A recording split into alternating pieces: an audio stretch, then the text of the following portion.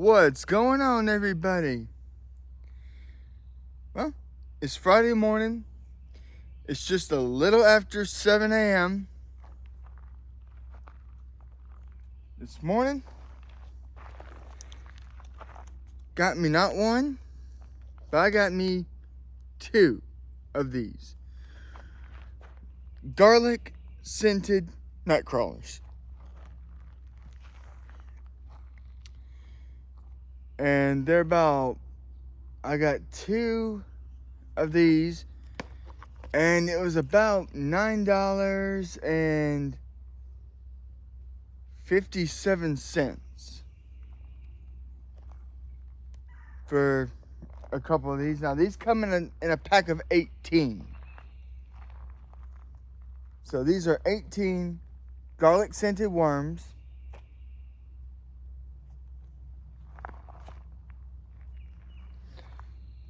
Now, son of a bitch, I gotta grab my damn pole and get the camera set. See, I had the camera facing more upward when I first started the recording. Now, got to turn around, face it down a little bit. And I want everybody to be able to see what I do. And god damn it.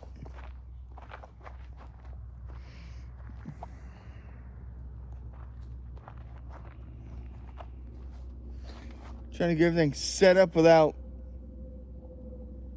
having no freak accidents from the bowels of bloody hell. There we go. Now, I'm going to have to make do with this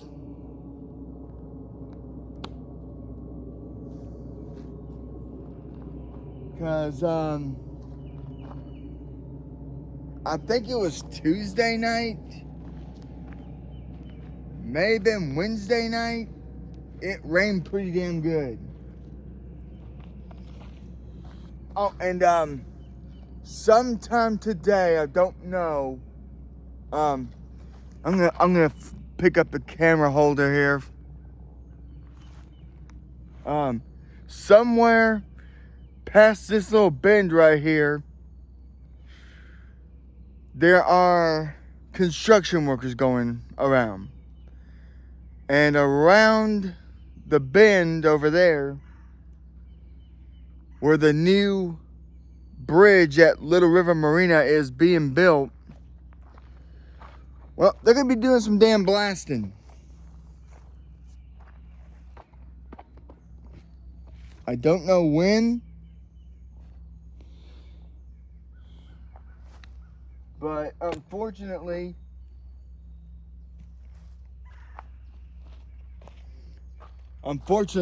it's going to happen.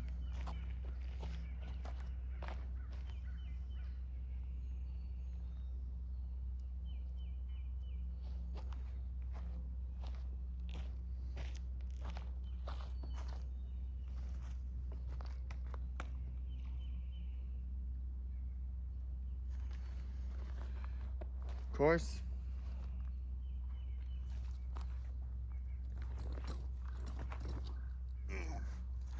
before I start doing anything, got to get this started up. Now,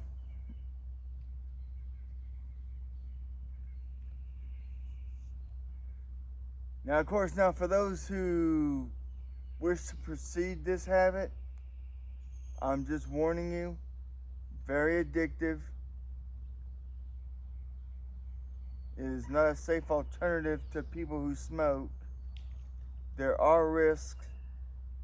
There are dangers.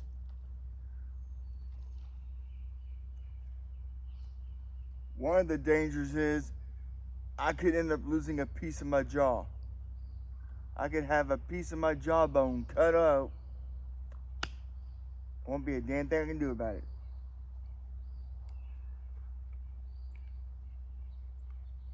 I knew the risk when I started doing it. But for y'all that are young, that are, you know, I don't agree with the bullshit. You gotta be 21 to buy this stuff. I don't. Because, I mean, I grew up in the era where you had to be 18.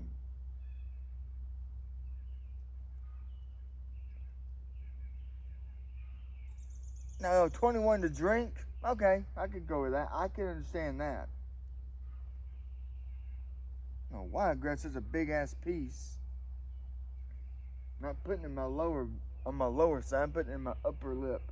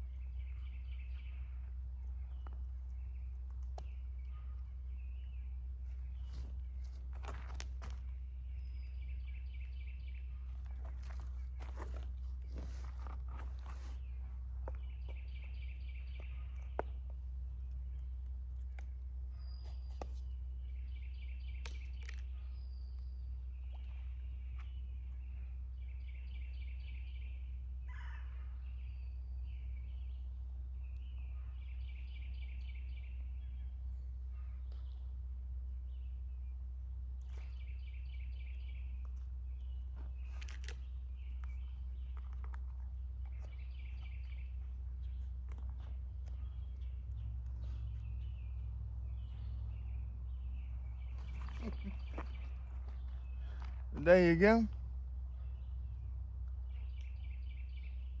Got me a nice little nightcrawler.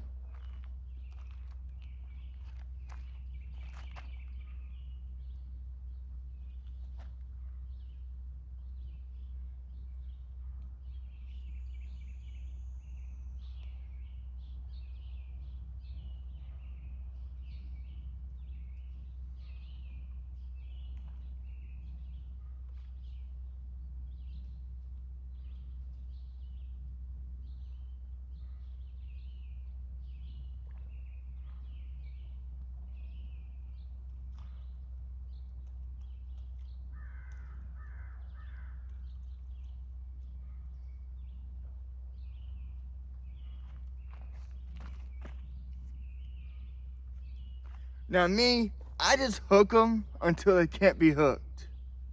But I give them a little long length on the top and bottom to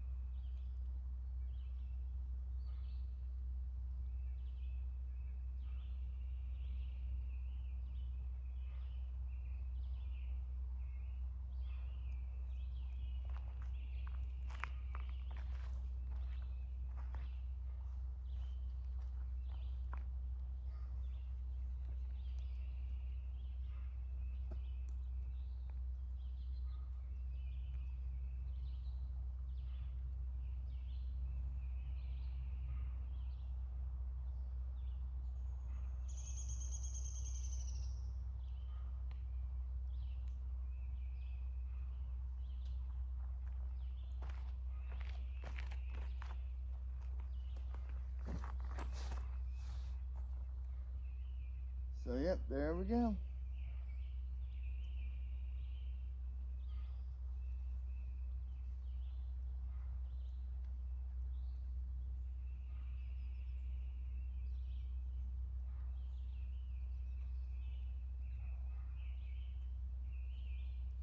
But oh yeah, what I was talking about earlier,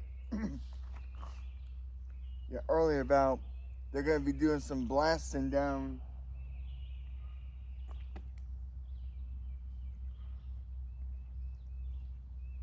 That might explain very well why the fish hadn't been biting.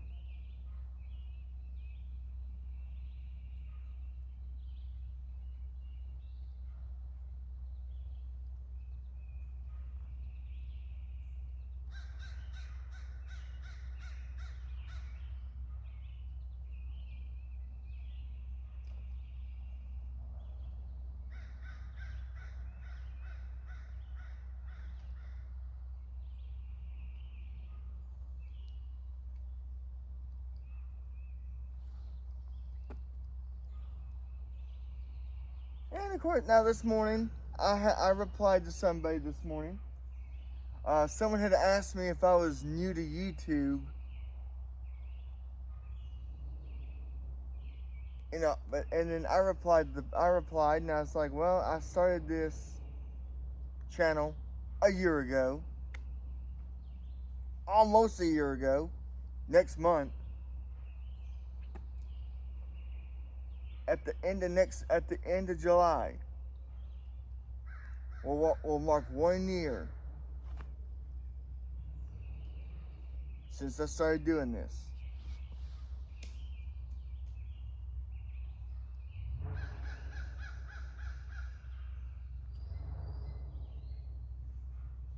I've had my good luck, I've had my bad luck, I've had my, oh, what the hell.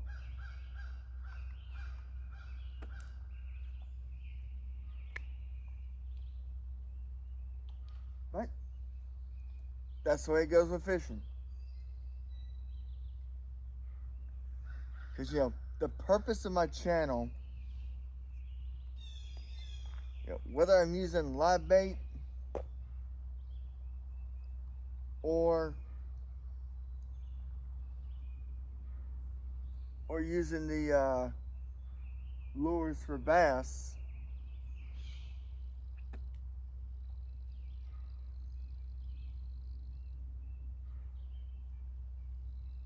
the whole purpose of the channel is to pretty much show y'all how fun it is to go to a lake or go to a pond or go to a reservoir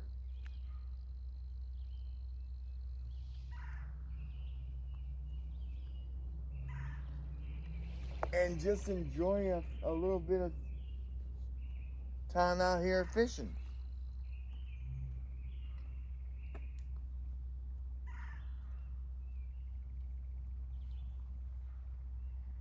I mean, the last time I caught anything was almost 3 weeks ago.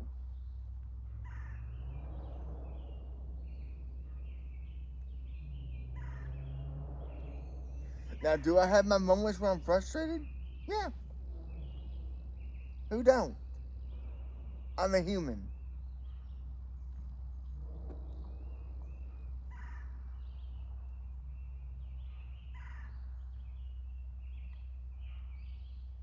Sometimes my emotions do take over and get the better of me.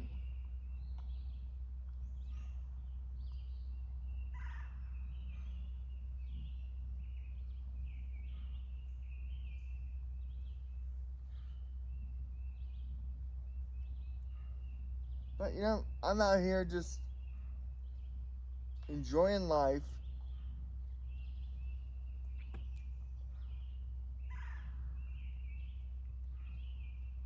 I come down to this part of the lake.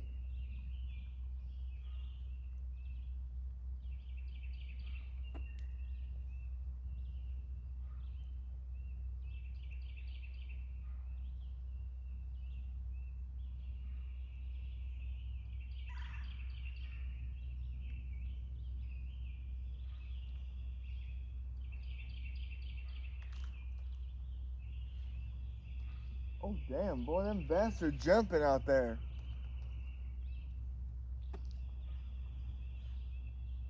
Hell's bells, if I'd known they were going to be that active right now, I would have brought the other pole and I would have tried some bass fishing while waiting for the worm to get hit.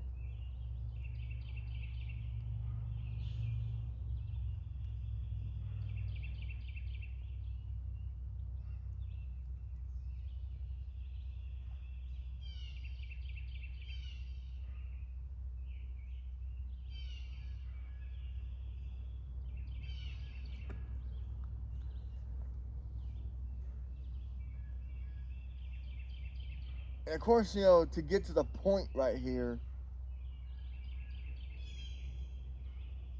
it's still kind of an obstacle course just to get over here.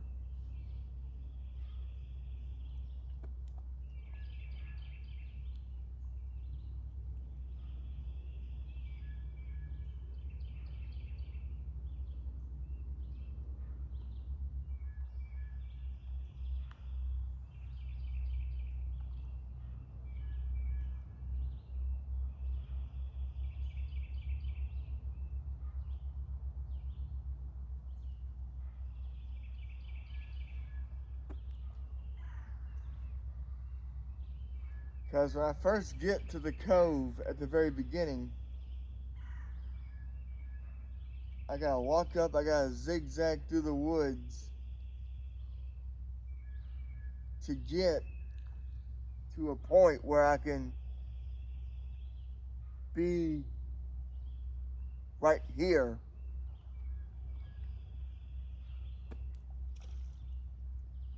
Damn, these bass are active today.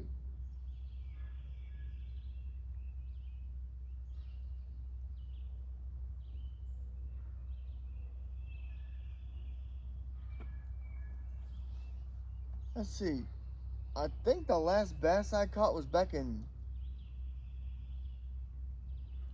May.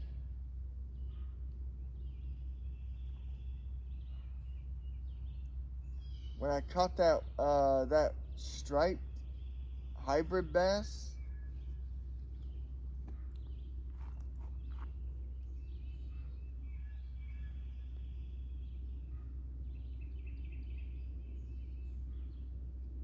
And then my last catfish was 2 weeks ago.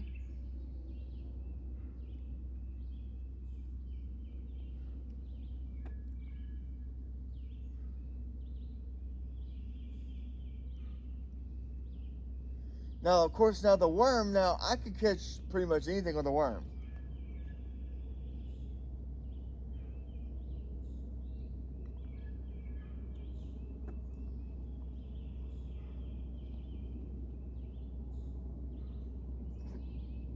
I mean, I could catch a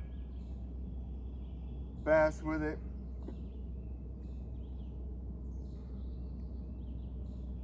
I could catch a brim with it. Bluegill.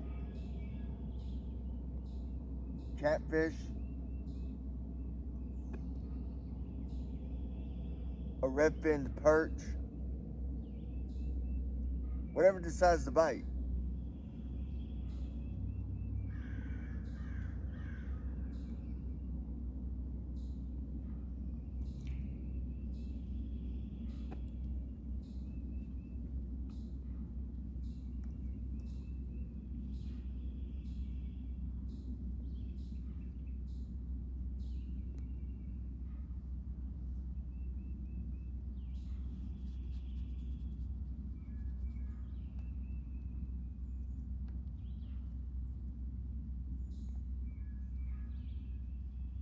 I mean, hell, I'll be good long as it's not a damn turtle.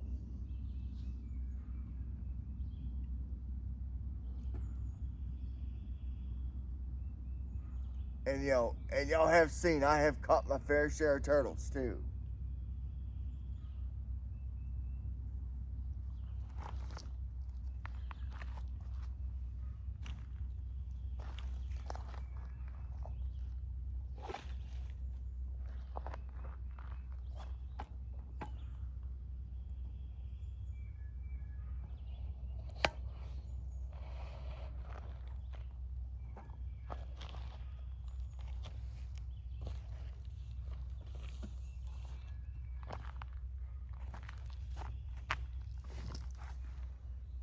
And I do not like catching turtles.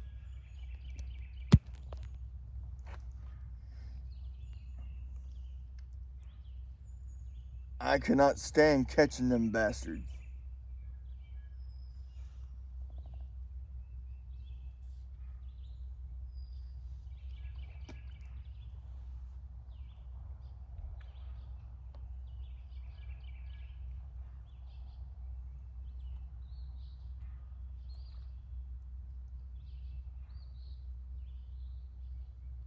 And yeah, I think I see one turtle head sticking way out there. I think that's a turtle.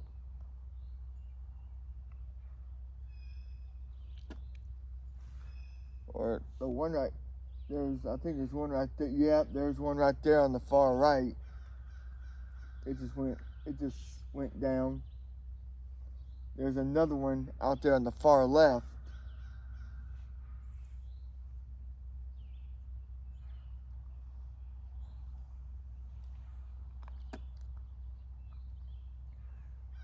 There was one time before I even started to record,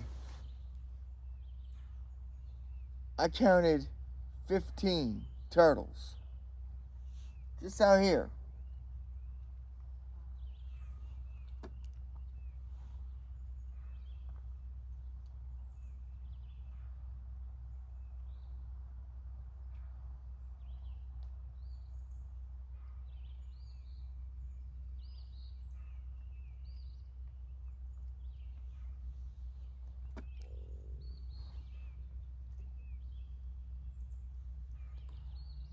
But yeah, and then like I said earlier, now sometime today,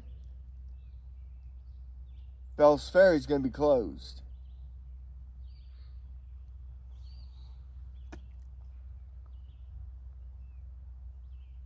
So they can start doing the blasting.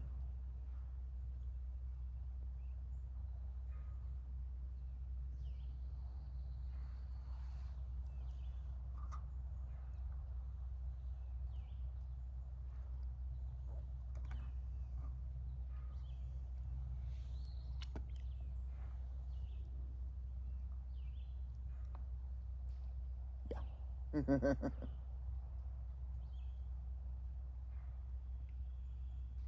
And apparently they've been kind of doing it on and off.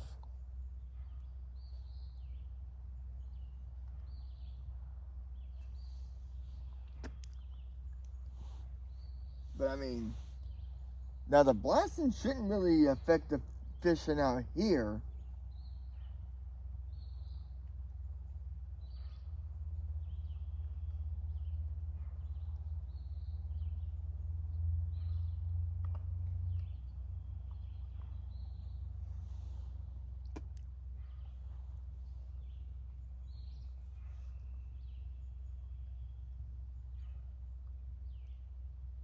So I mean, the where the bridge is, it should be at least 15, 20 football fields away.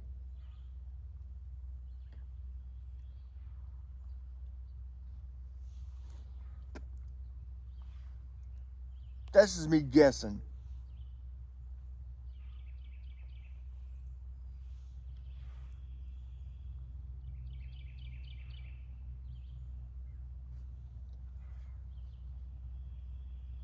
Yeah, because the humidity's kind of up today.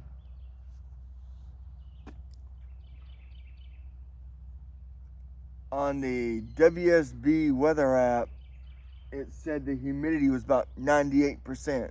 So it's very high.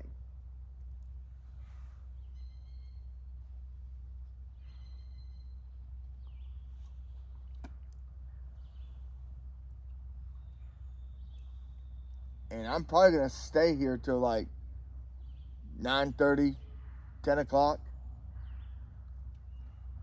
Maybe 10:30 at the latest.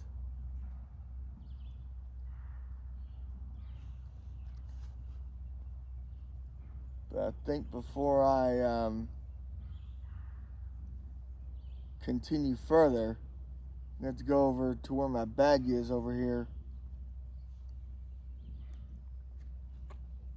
And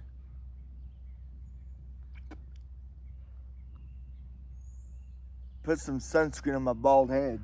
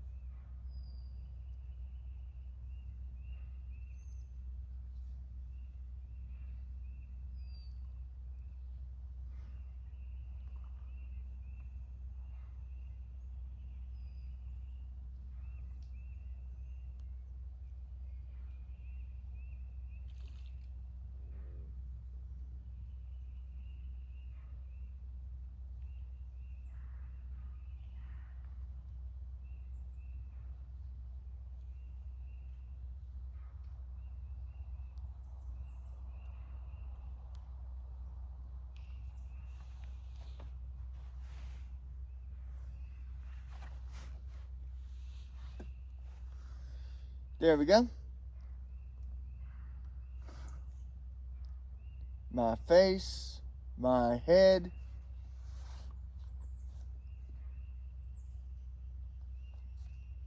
Will now be protected from the sun for the next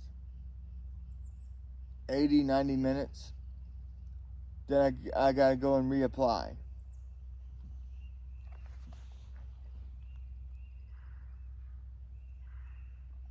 But yeah, this is the stuff I got.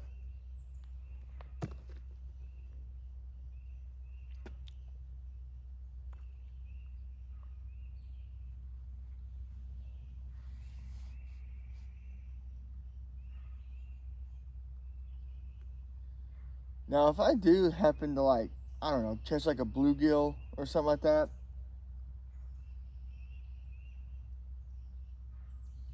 I will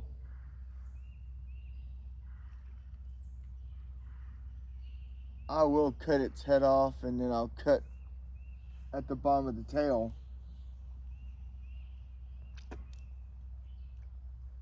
And then I'll use a piece of that and throw it out there.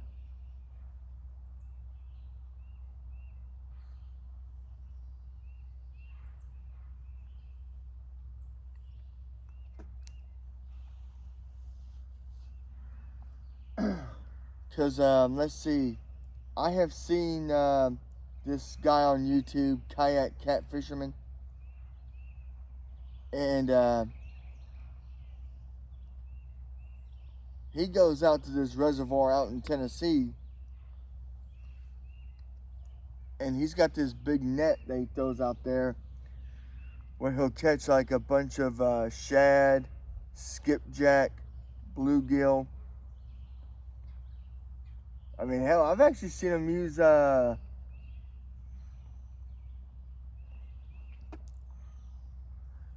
head of a striper.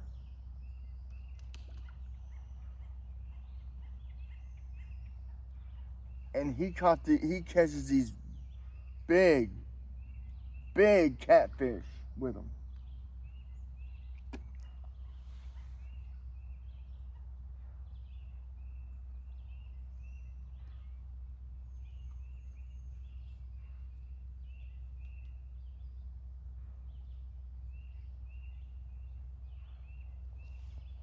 All right, something's playing with the worm.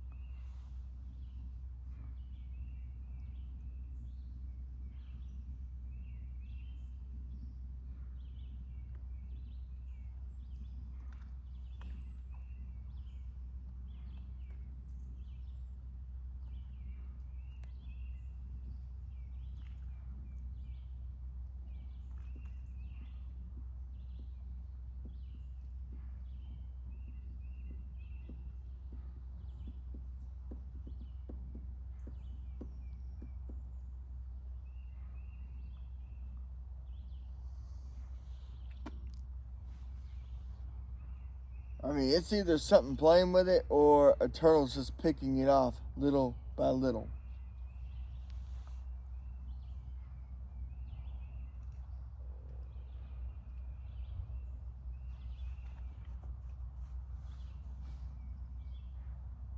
Now that, and sometimes a little shad or the little bluegill out here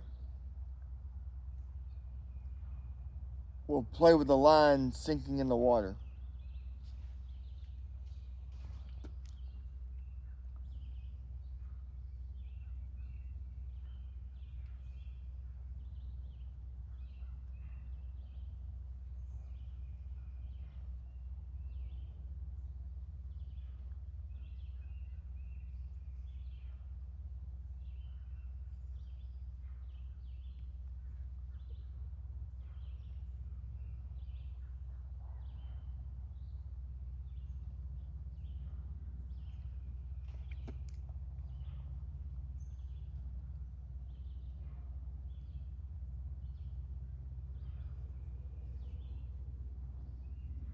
Yeah, it's funny. I actually finally did find where I put the damn watch at.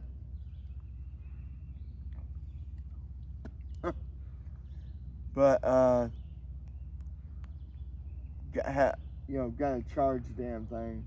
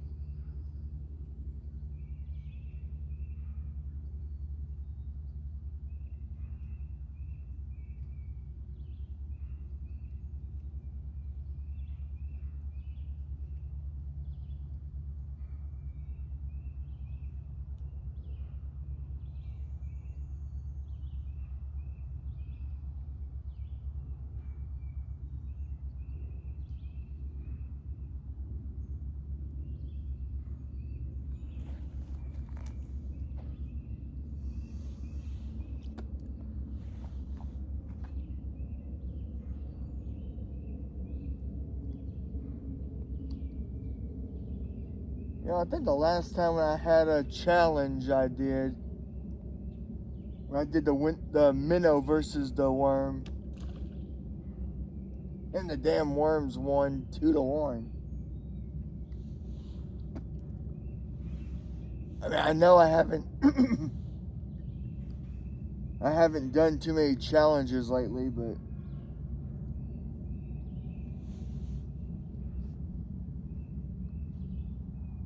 I am hoping to start doing a challenges again back in, maybe in July or later on the month.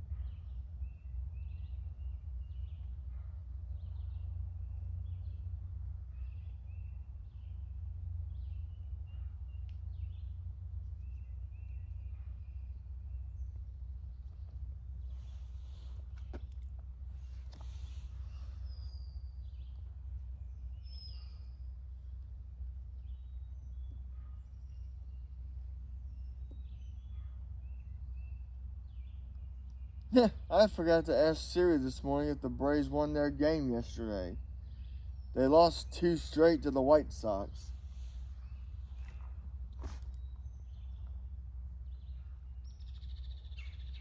But I saw on the MLB.com the Chicago White Sox are in first place.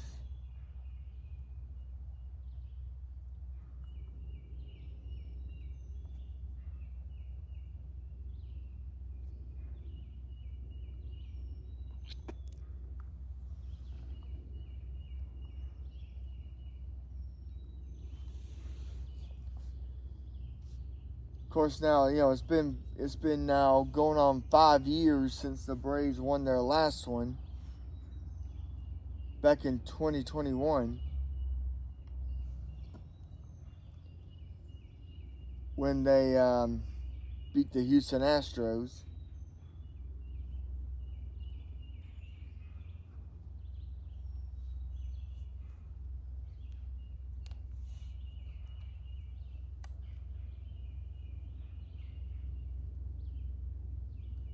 Then, of course, the Rangers, ever since they won their first title, they ain't been nothing since.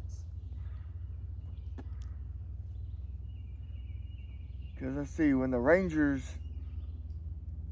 won the World Series, when they beat the Diamondbacks,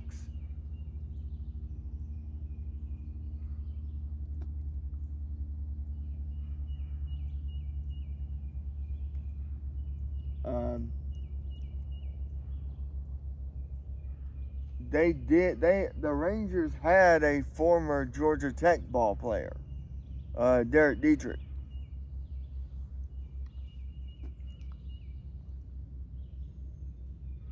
He got picked by the Marlins. Then I think he played for the Cincinnati Reds for a while, and now went with the Texas Rangers.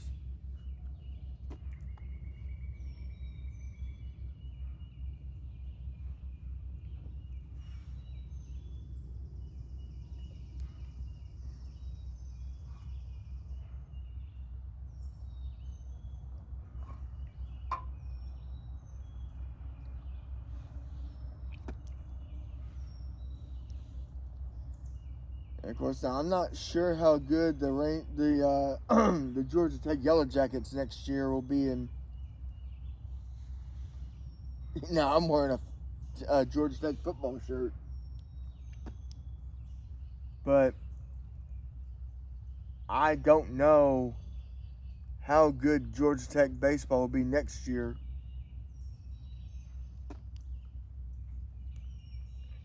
With 5 going to the draft.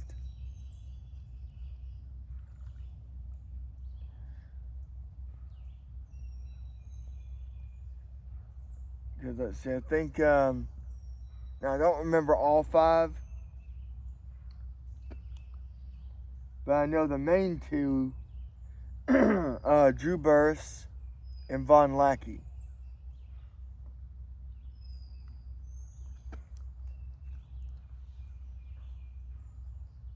Because I know during the regionals,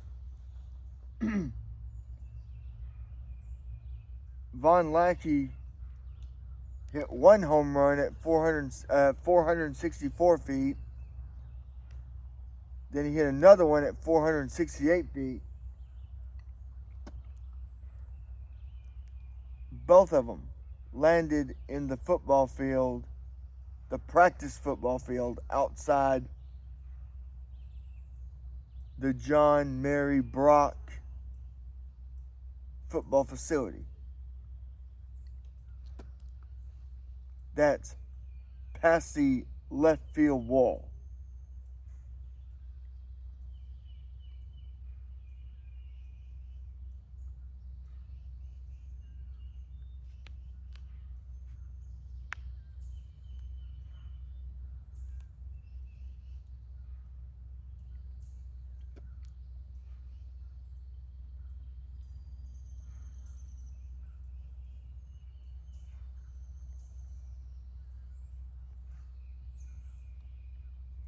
And I guess for Georgia Tech's case, the curse of Oklahoma is still on them.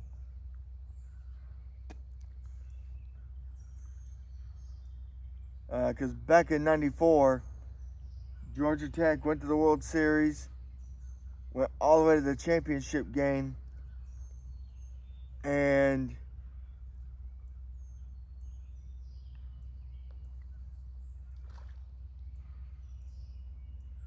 got pounded 13-5.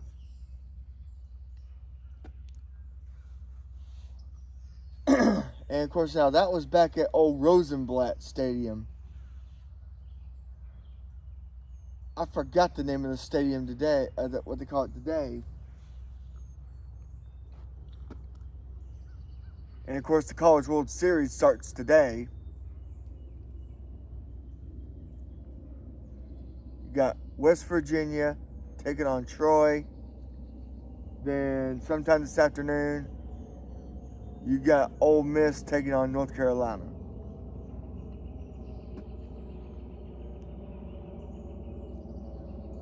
the only ACC team to make it to the World Series this year.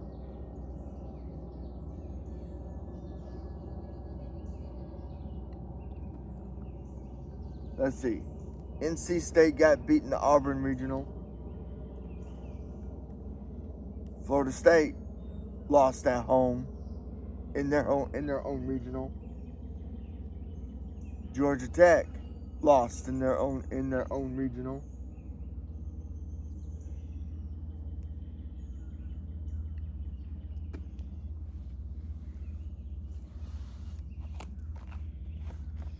But I do gotta say, hey, Oklahoma's no joke.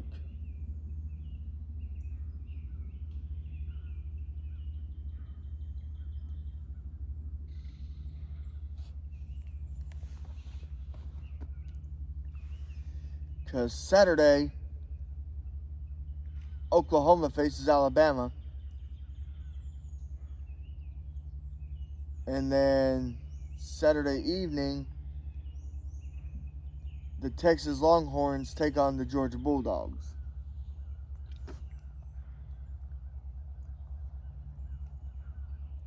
So, yeah, in the World Series this year, you got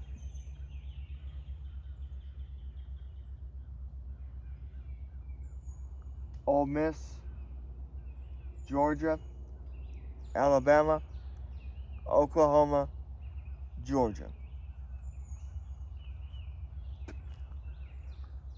Then you got West Virginia, Troy,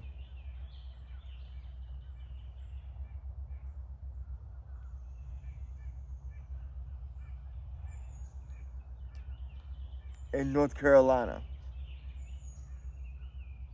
There's the 8 teams.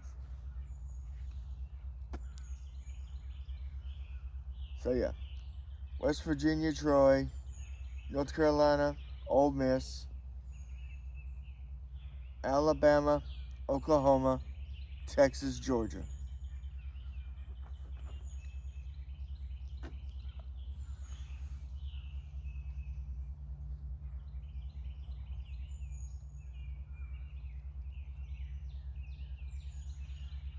Now, Georgia has not won a World Series.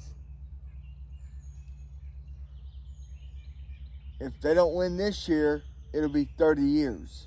They won it in 1990.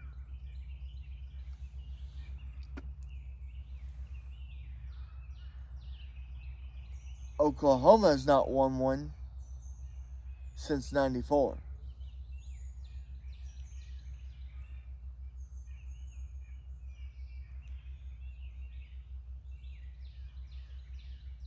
That's 32 years. If they don't win it.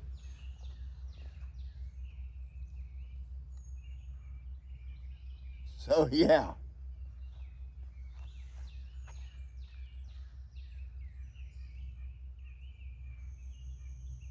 Oh, I see a turtle.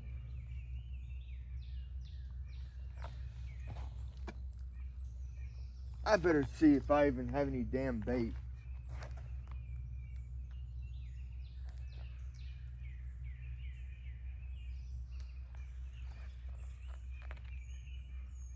Shit. On a snag.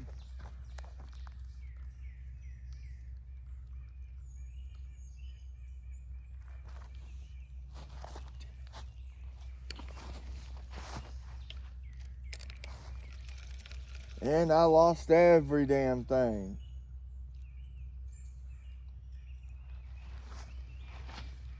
Okay, gotta put me a new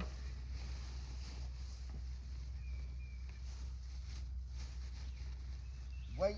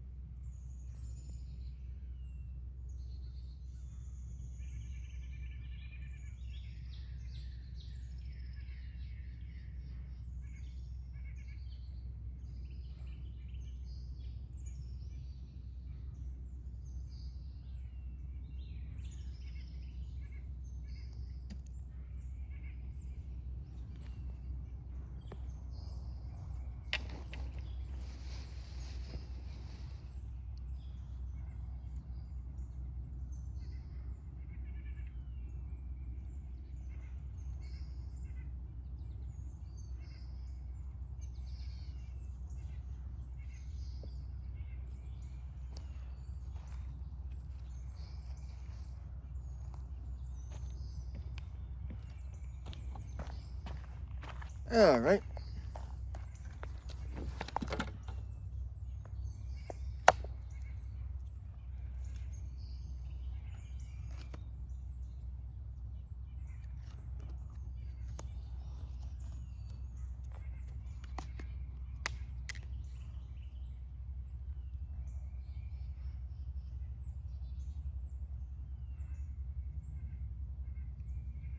Oh, here's a good one. Oh, he's a lively one too.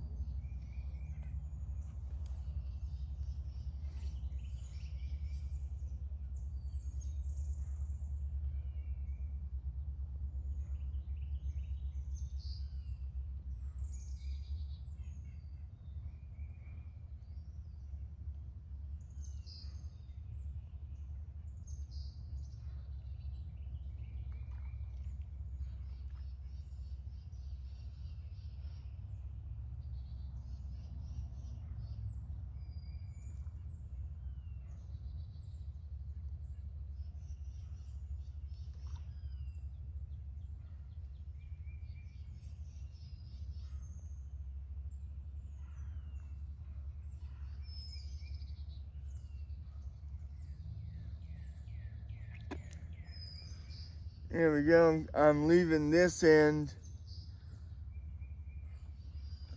so that way it'll wiggle.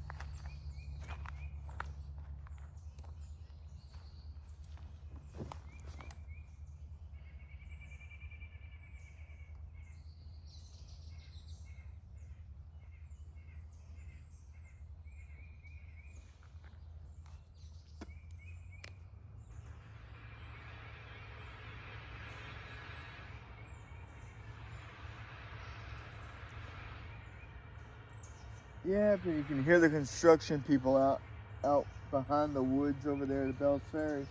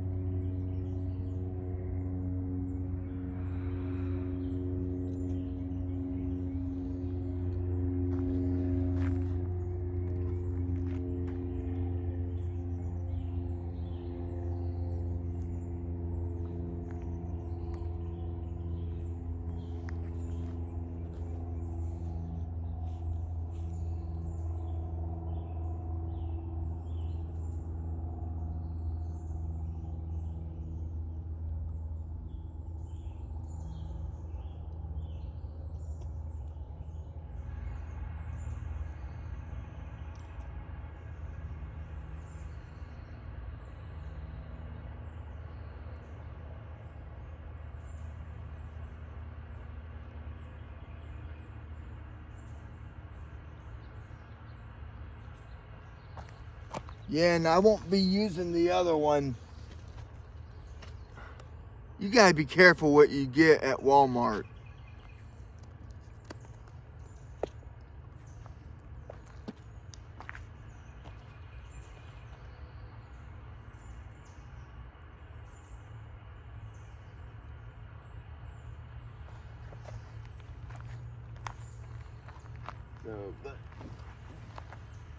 So I got 16 more of these.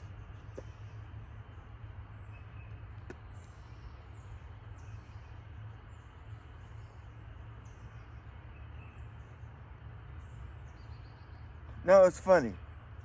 I opened this one up before I bought it, but I forgot to open the other one.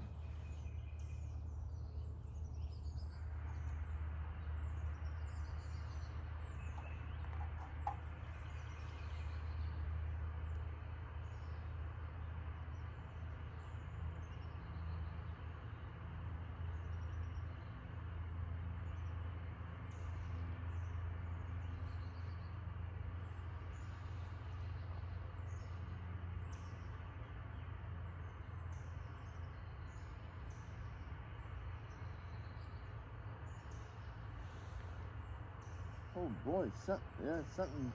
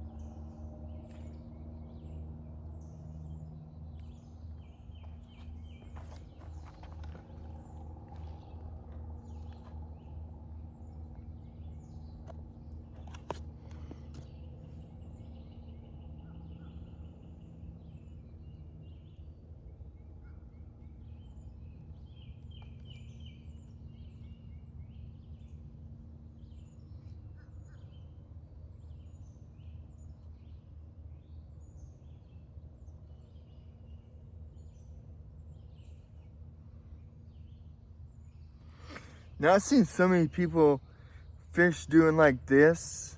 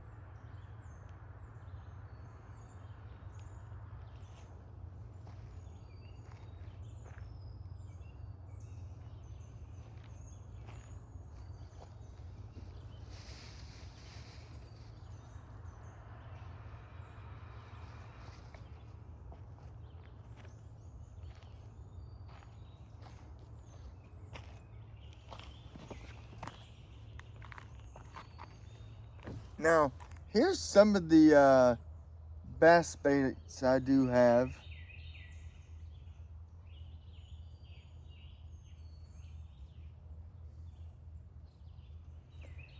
Got me the little wacky rig worms.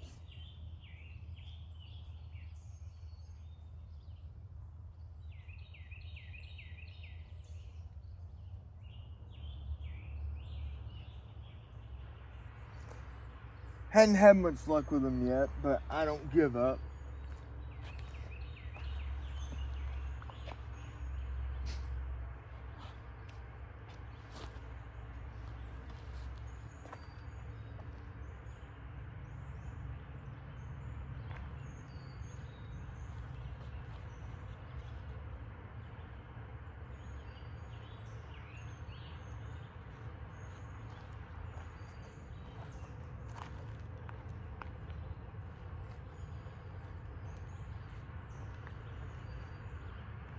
Yep, and as we approach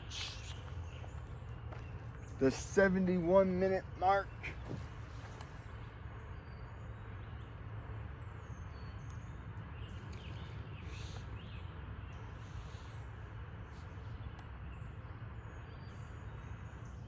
but now I got a chatterbait spinnerbait.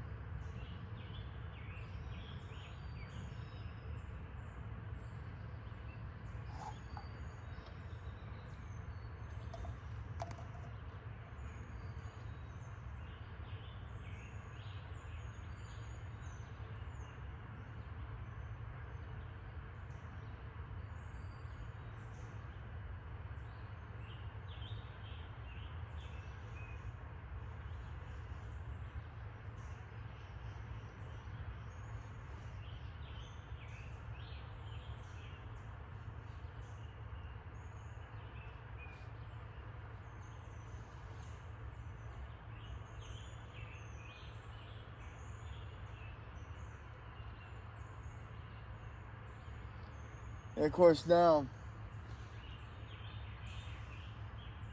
when it comes to the type of fishing I'm doing,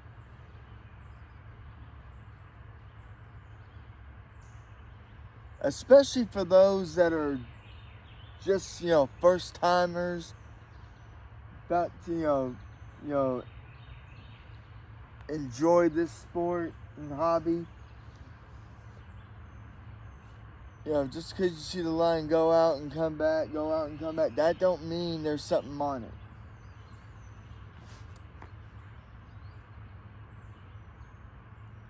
What you gotta watch out for is seeing that line dart and take off.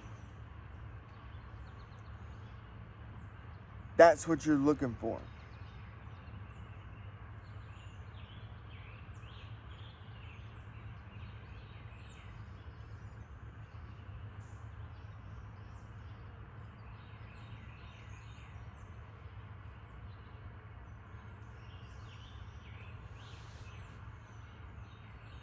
None of that little yoink, yoink, and then stop.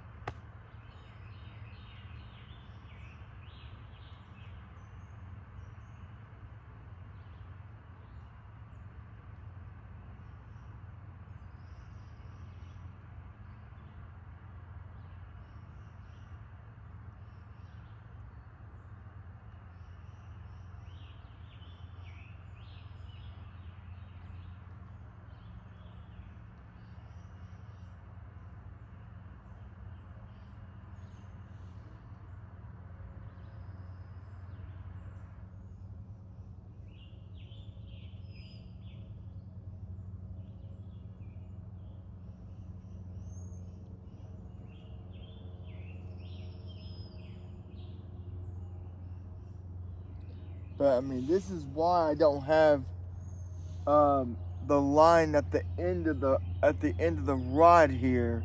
I don't have the line tight.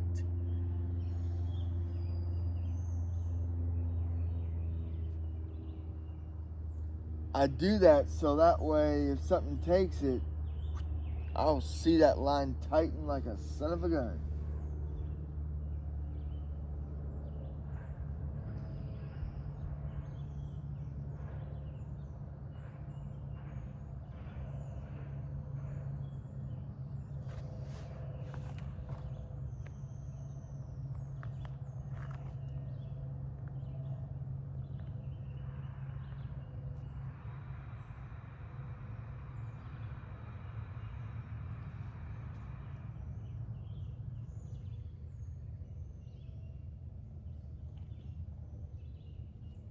And of course, now for those that do decide they want to,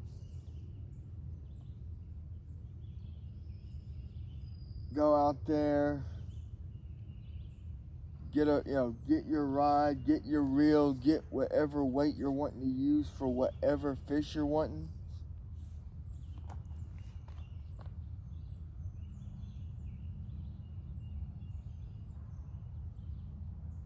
Just be prepared to be spending 40, 50, 60, 70 or more. Actually, more than that, actually. Now, you might get lucky. You might find yourself a nice spinning rod and reel. And you might spend 20 or 30 on that pole. But then, if it doesn't have, if the rod does not have any line, one, you gotta find out what pound test line that reel can handle. And that you're spending $10 to $15. So say there you go.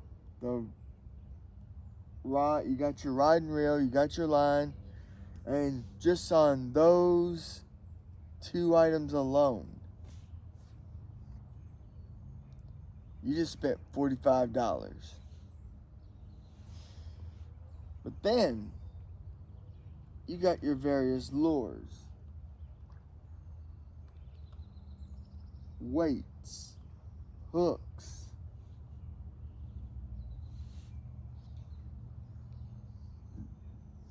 excuse me,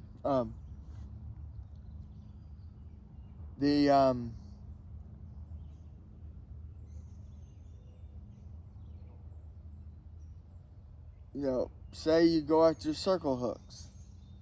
Depending on the size, will determine the price. And they range from $3 to $7. So then you get that. And you're going to have to buy more than just one or two packs. So say you get the $7 ones. Okay, 45. Add 14. You're up $60. And you haven't even gotten the damn bait you want to use yet. Whether you go after whatever, say you want to go after the dough baits.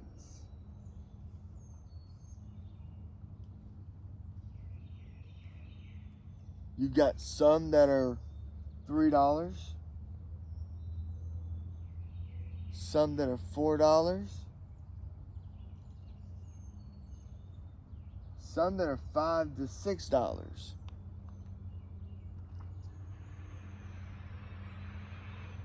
So say you decide to get 2 things of the world's best catfish bait.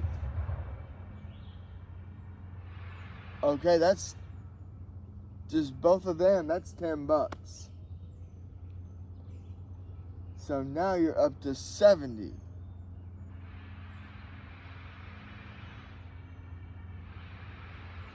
So see right there, that's just right there, $70 just to. Oh, and then of course, if you're at the age where you gotta get your license to do this, there's another $15 at Walmart, and now you're up to $85.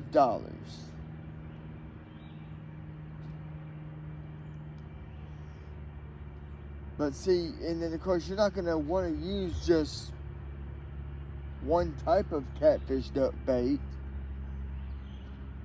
Okay, you might want to get the wildcat chicken liver and the wildcat chicken blood. Those are $6. Add them up, $12.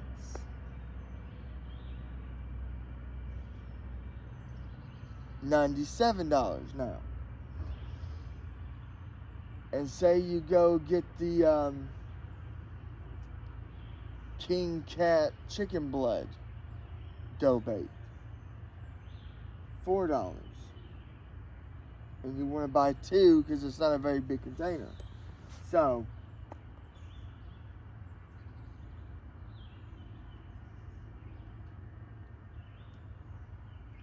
that's $8. Up to 105.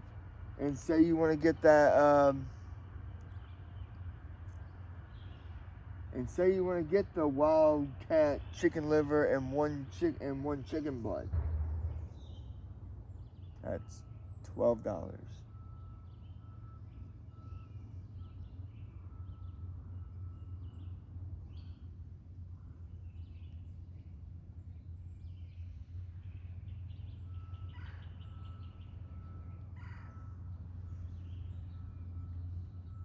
That's a grand total about $122 to $128. And that's just preparing the fish for one species.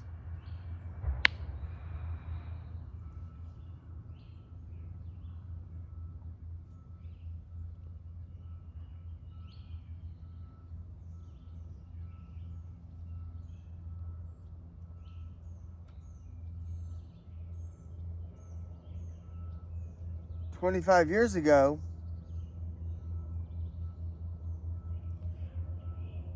fishing license was $12. Plus the 20, then you get your $22 pawl or $20 pawl. And spending 32, then 42 for the line.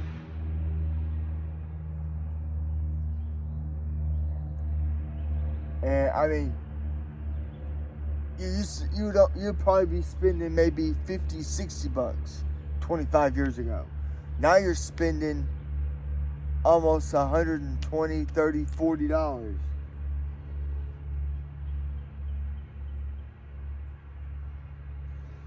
I mean, hell, some of the, for bass fishing, if you want to jump on bass fishing and you want to get a bait caster, today, the most expensive bait caster I've seen at Walmart was $170.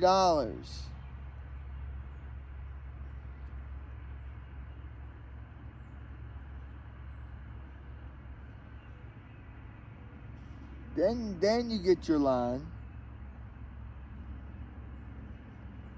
There's $180. Then you get your fishing license, $195.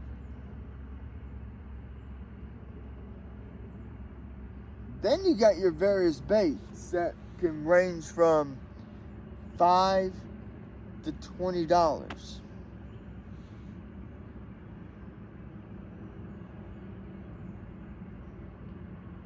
Then you get your tackle box, and even the most professional looking tackle box costs about $35, $40, $50.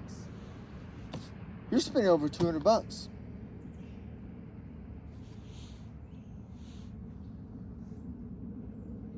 But that's what I'm saying.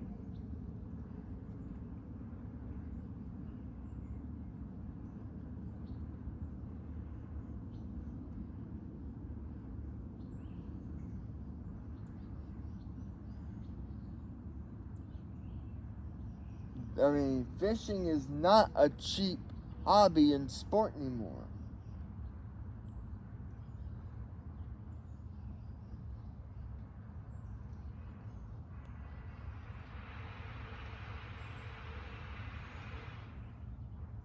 I mean, and that sucks.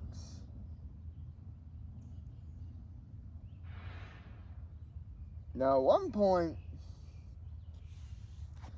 now when I was 16, a fishing license cost $9, and you could go to any gas station as long as they sell bait and tackle. It was $9 when I was 16.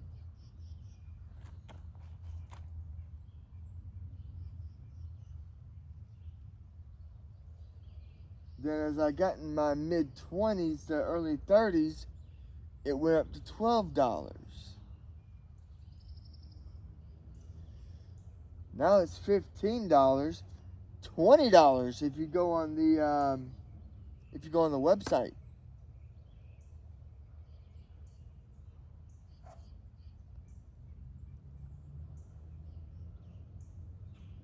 Local DNRs find ways to make money.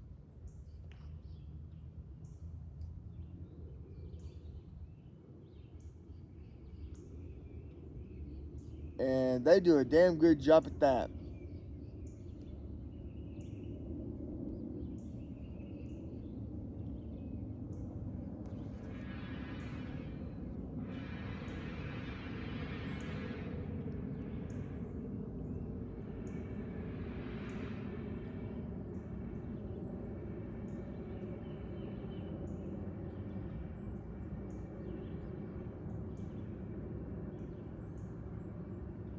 It's really sad.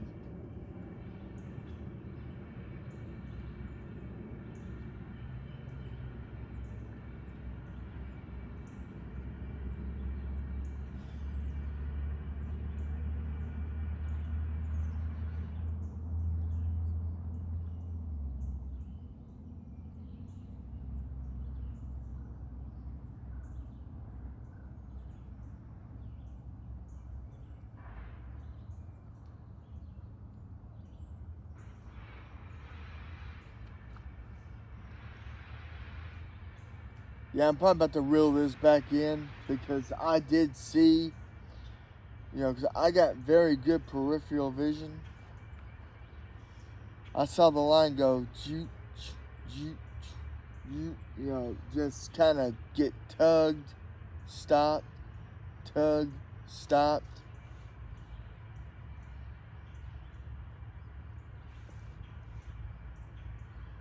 So I probably don't have a worm on the hook no more.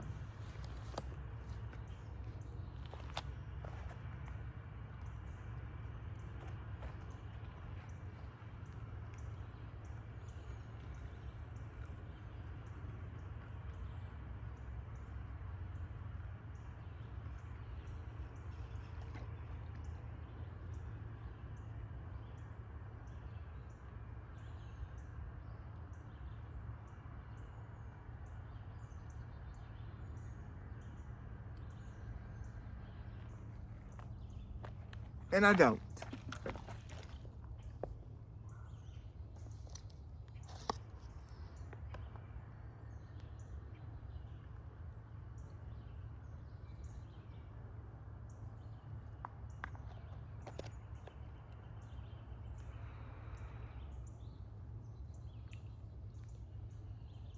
Okay, you little wiggle worm.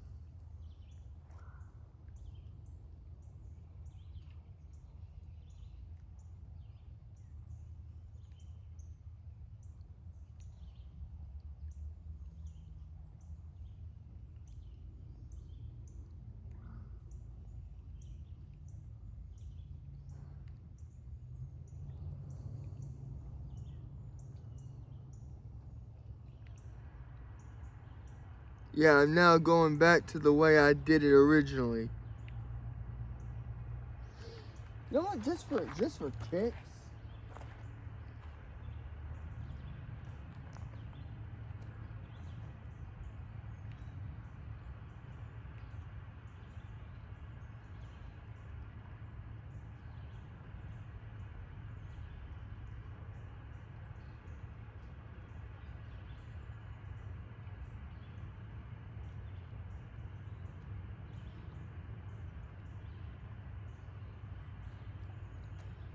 Well, if there was actually any of those little bait fish out there,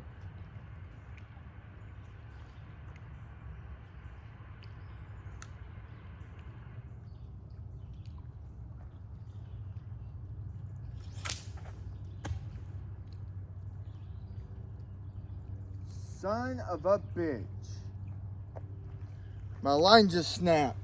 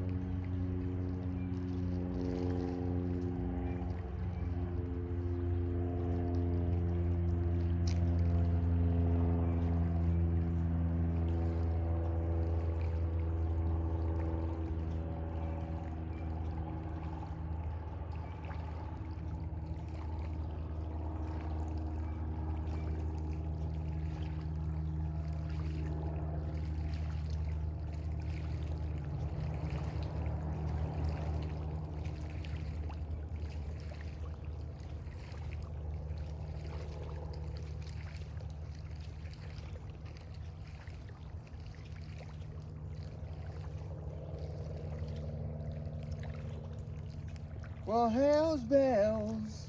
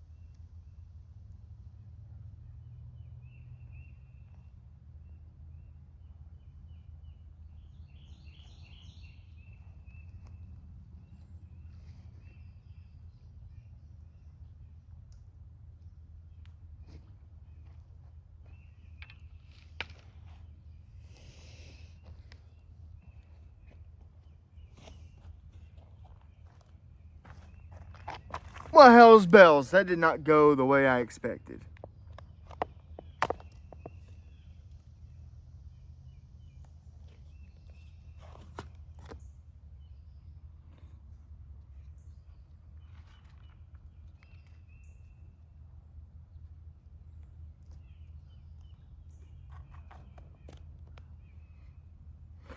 Boy, oh boy, this one is real. Oh, he's a lively one.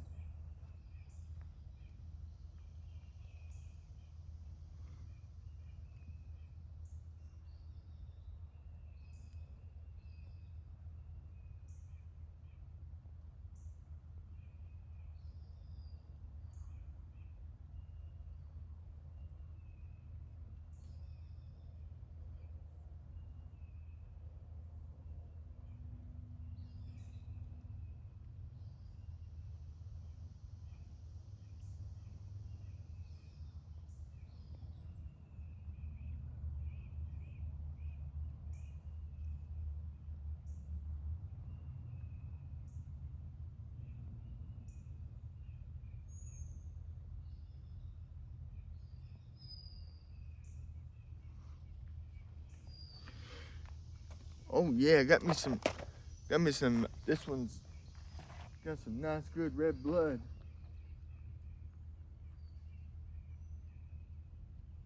Oh hell.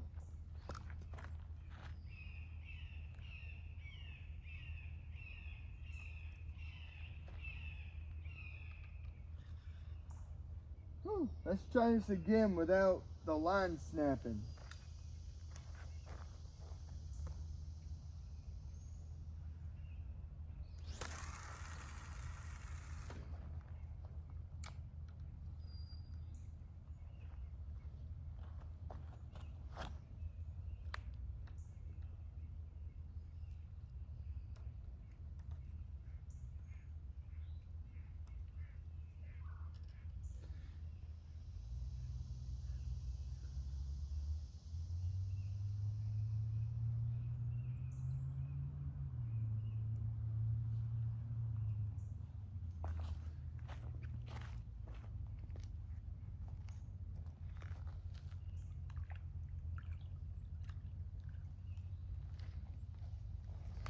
There we go, get the dirt off me, wipe it off in the lake.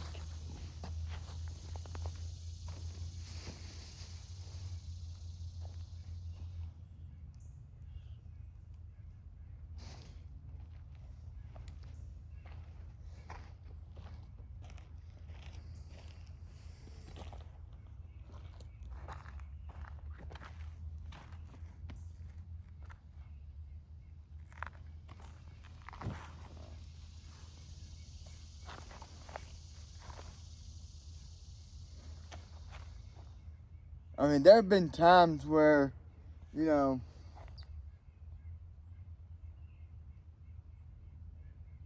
I hadn't been catching no fish. There's been times where I feel like I'm letting my viewers down when I don't catch anything. But at the same time, I have explained and said multiple times, there's going to be times where you may not catch a fish for a while.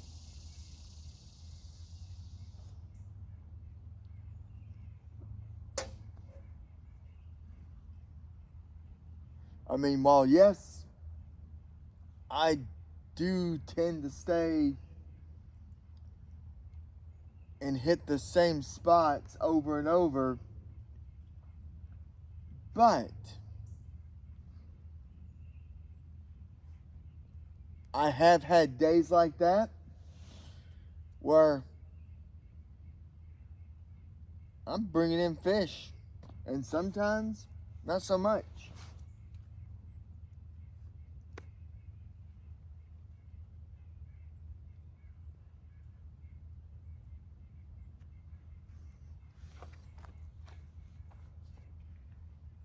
I mean, you know, that's just the way it is.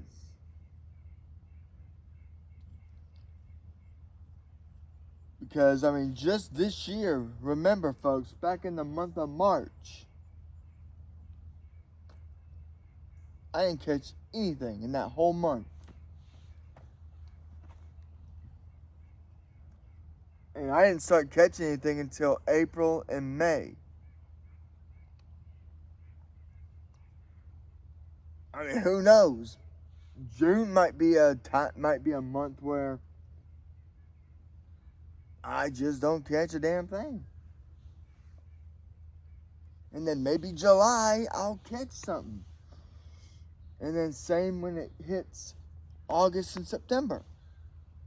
All the way until they open up the Allatoona Dam.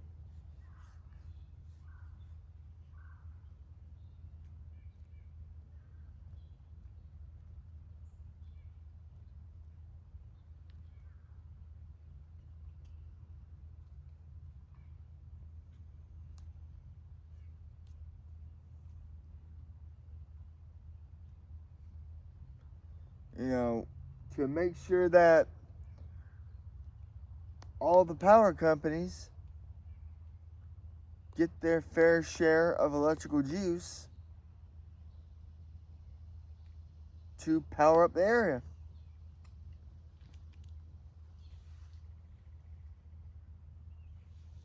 Oh yeah, there's a nice sized turtle out there.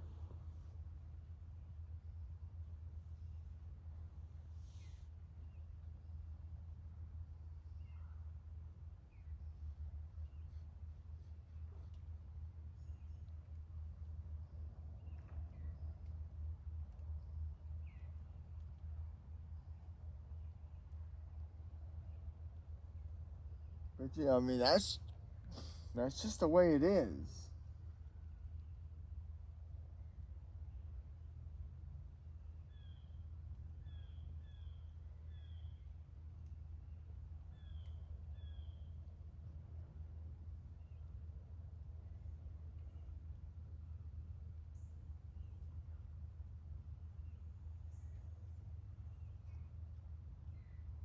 And that's why I preach so much on you gotta be patient.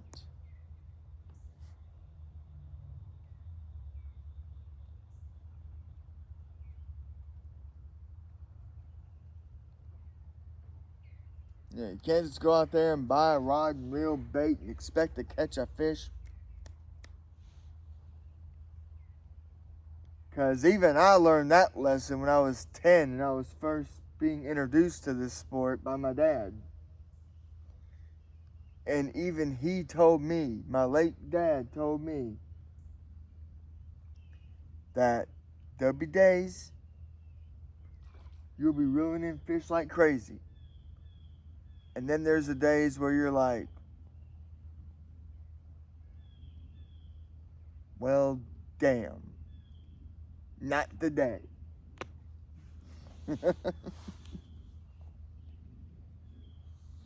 See, if my dad hadn't have taught me the art of being patient,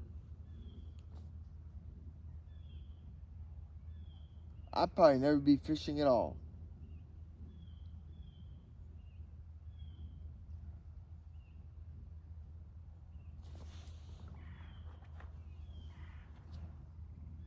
But at the same time, you know,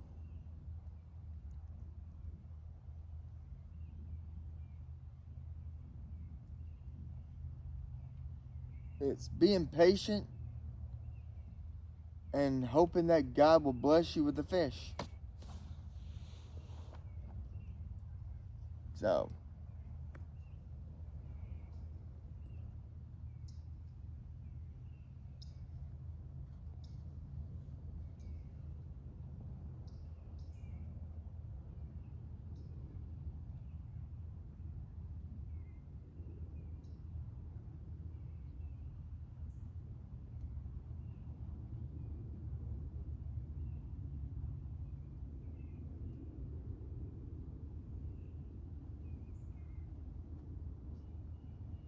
I mean, because sometimes you can go weeks, or even for my case, starting early this year, it was over a month before I finally caught my first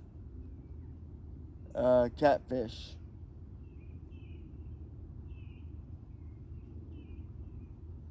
And I mean, I've caught a couple of good sized catfish out here. I mean, there were a couple of nice sized channel cats.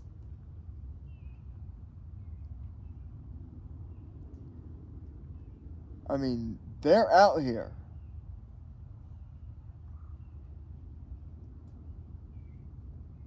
It's just trying to catch them when they're actively biting.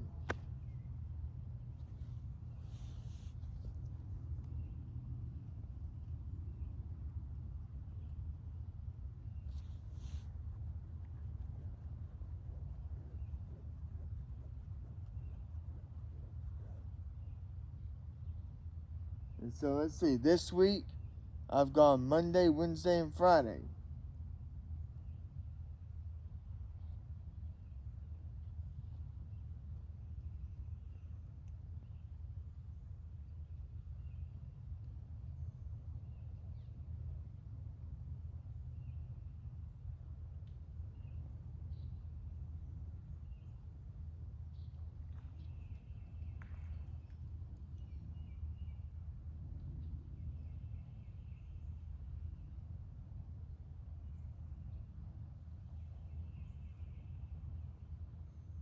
And now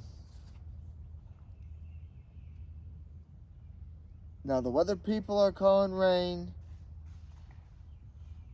practically all next week, but then they said it was going to rain all this week too.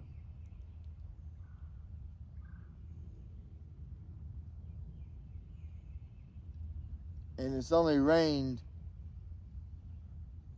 one time this week? No, 2 times this week. Monday and Wednesday night. When I was watching AEW Dynamite.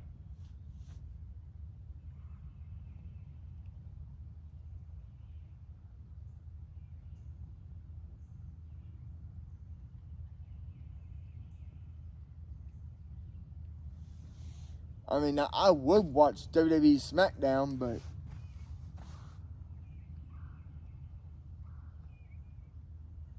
I've been hearing a mixture that is just the same as how it is on Raw. You might get 4 matches if you're lucky in a 2-hour period.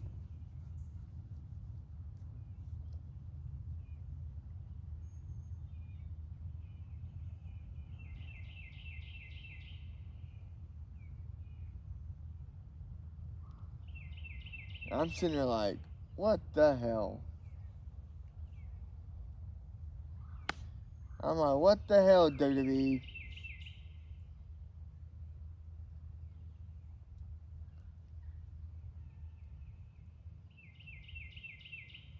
I mean, I went to Southern Honor events. That's an indie wrestling group. Hell, I went to Georgia Premier Wrestling events. And they had at least 8, sometimes 9 matches on the card.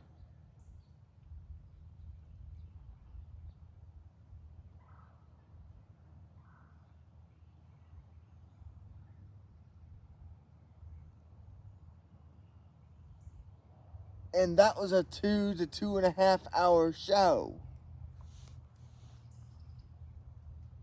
Hell, Raw used to, back in the 90s, especially late 90s, during the Attitude Era. Shit, you had about 7, 8 matches in a 2-hour period.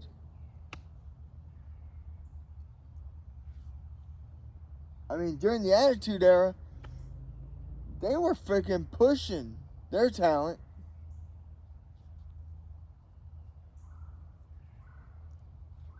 They were giving Stone Cold a push. They gave Triple H a push. Shawn Michaels. Road Dogg, Billy Gunn, Undertaker, Kane. Hell, they even gave Mick Foley a damn push.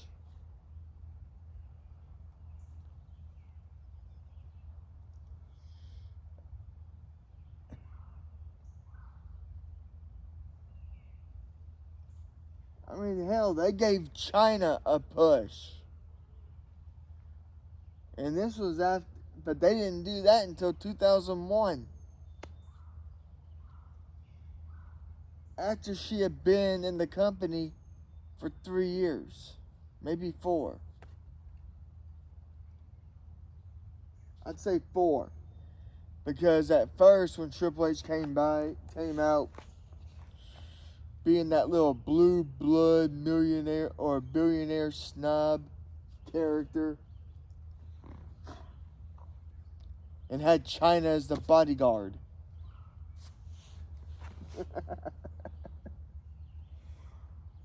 I mean, hell, China, I think, yeah, China's won a couple of men's titles. That's how good she was.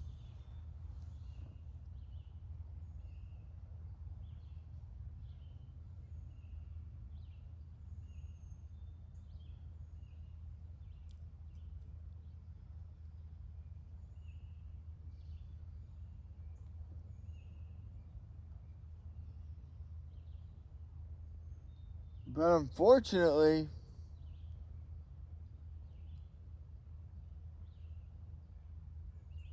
I don't remember China's real name. I don't remember her real name. But she grew up in an abusive lifestyle. She got abused. So she wound up doing a lot of drugs, a lot of illegal shit, and throughout the years it finally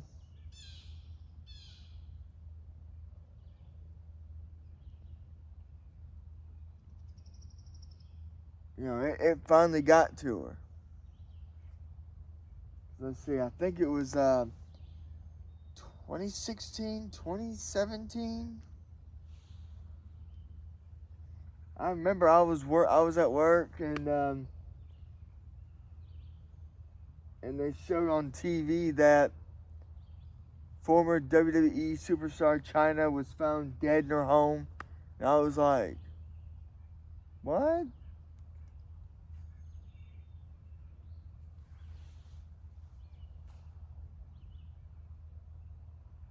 I was like, damn.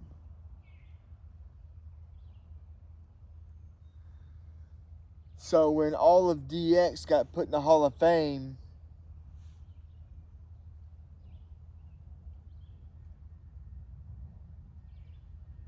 I think it was Triple H that was holding on to her Hall of Fame ring.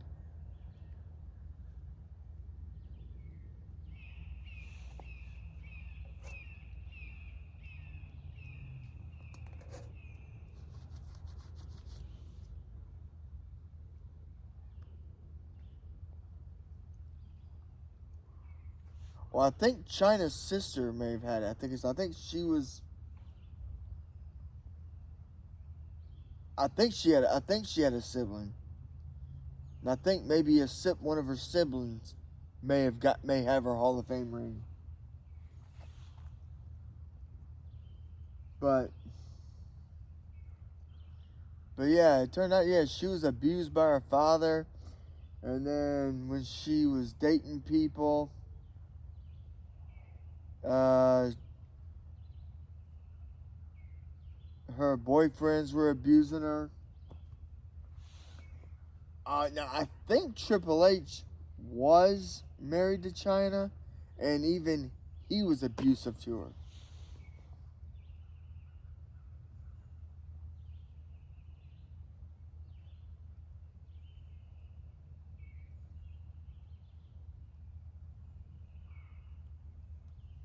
So that's what I'm saying.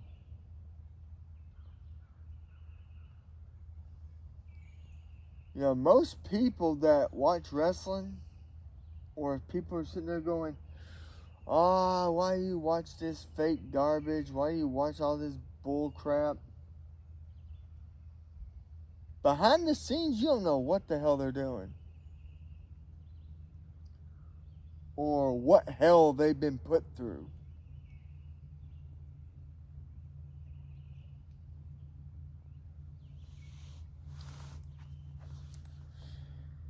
I mean, look at Shawn Michaels. In the ring, you see a goofy son of a bitch. Backstage, you see him popping every painkiller.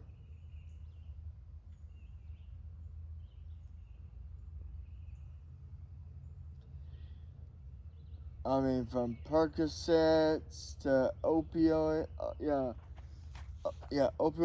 and all that shit. He was taking them.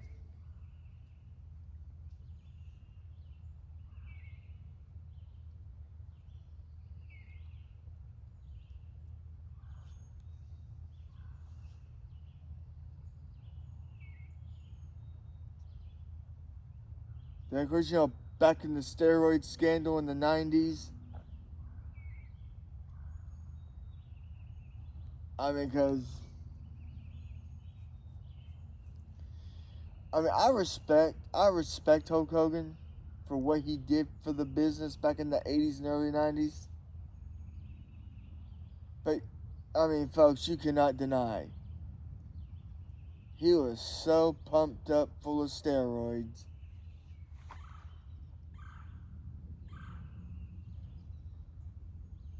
I mean, hell, even, Scott Steiner. He was on steroids. And so was Vince.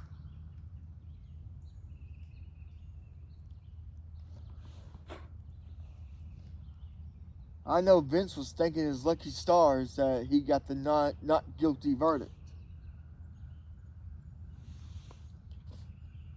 Because it was a doctor that was giving the wrestlers the roids.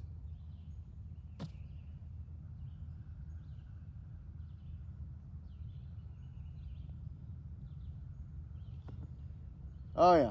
I mean, I watch a lot of documentaries of wrestlers, past and present.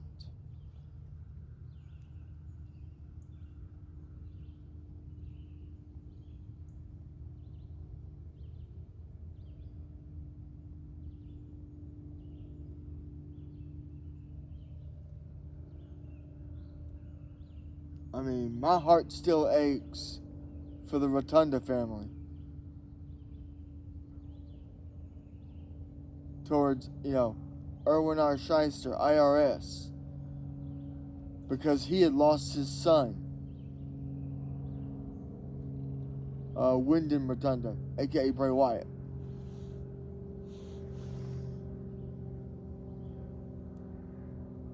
And then TKO tells Bo, Nikki Cross, and all the rest of the Wyatt Six,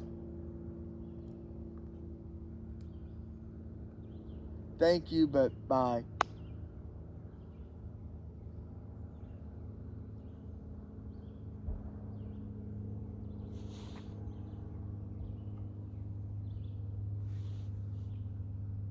Okay, I think they're starting to blast in now.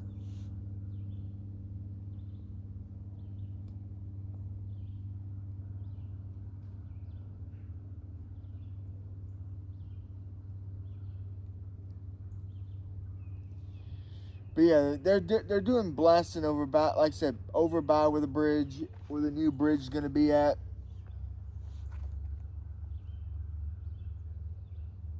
Because the current bridge, it is so narrow, school buses will not dare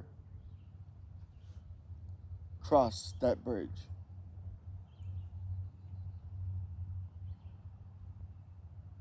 And that's a safety issue.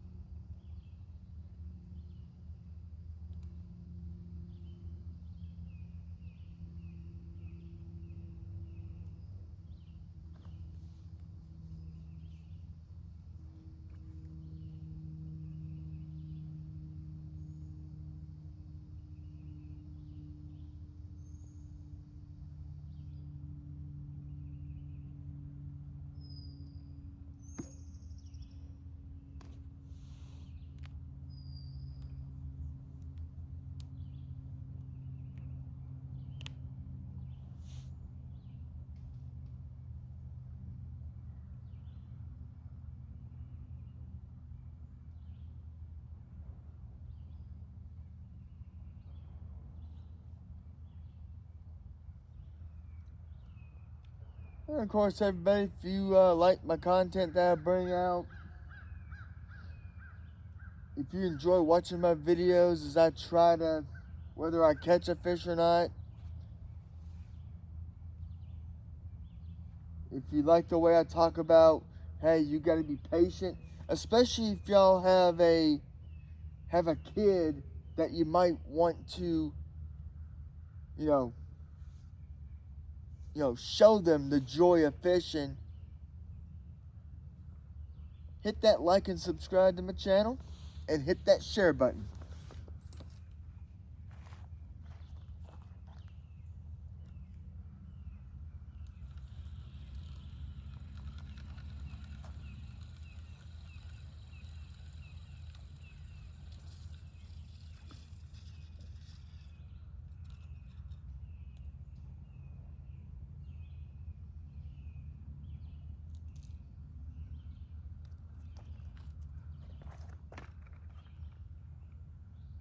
Got no worm, damn it, got no worm, damn it, got no worm, damn it.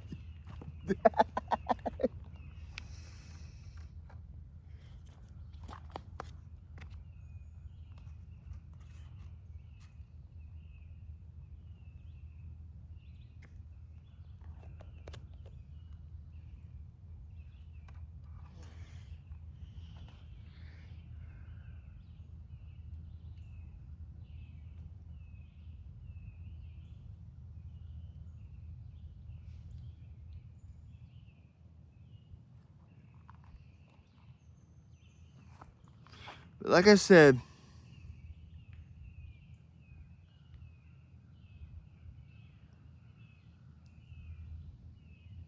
this is how I hook them.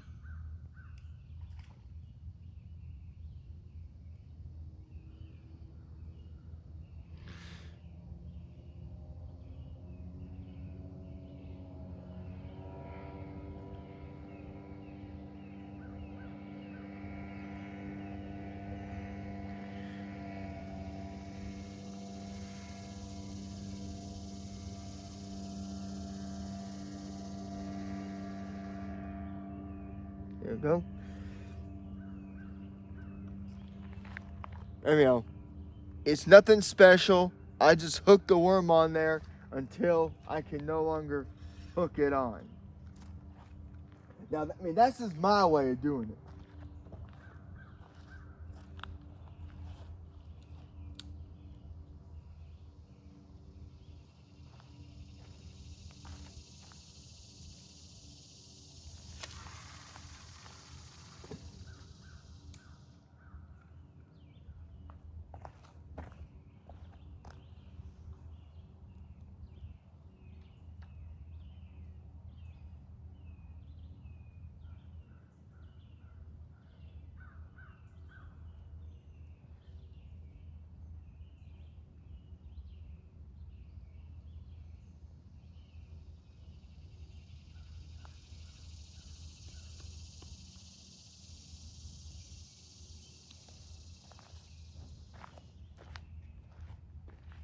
I mean, there's a lot of different variations and different ways you can hook a worm. But the constantly hooking until you can't hook the worm no more. That's the way I've been doing that for the past 32 years.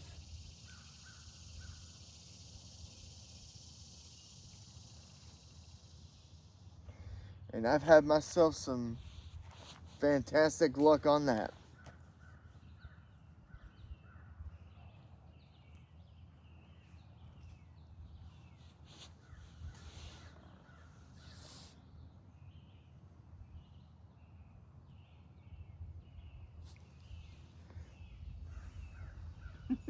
and and this is actually funny as hell. Back when I used to play semi-pro ball, you know,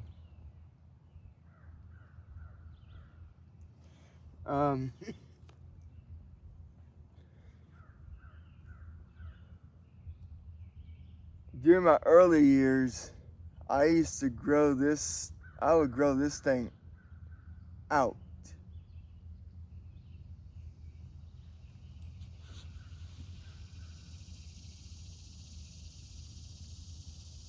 course, now, before my head became this,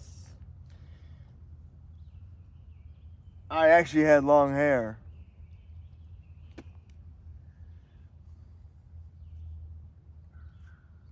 Let's see. My hair grew down just barely past my shoulder blades. Maybe a little bit past them. And then I had it like that, and then I even had it down where it was partly covering my face, but then I kind of stopped that part, and then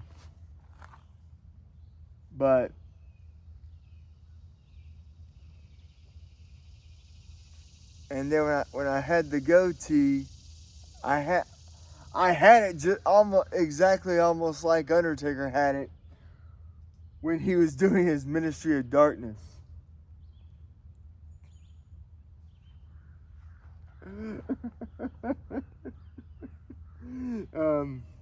There was actually a couple of times when when I was on the mound, I was getting ready to, as I was pitching, I looked up, I looked at the batter, looked towards my catcher. There was a runner at second at that point. I just looked and I went, and I threw the damn ball with my eyes rolled back. And it went up, curved away to the outside corner. But I had freaked the hell out. I had got that batter so freaked the hell out.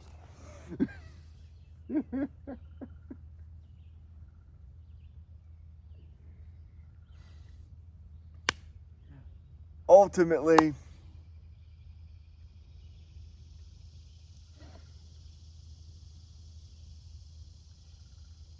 I wound up getting the nickname the Demon of Baseball.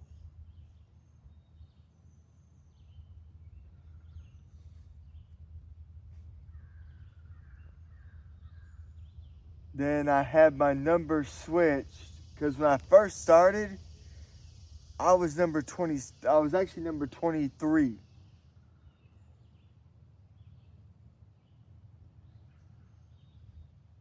Well, they then changed my number to 13.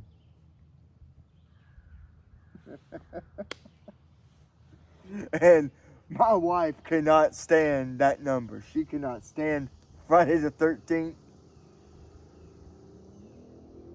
She cannot stand the number 13, period.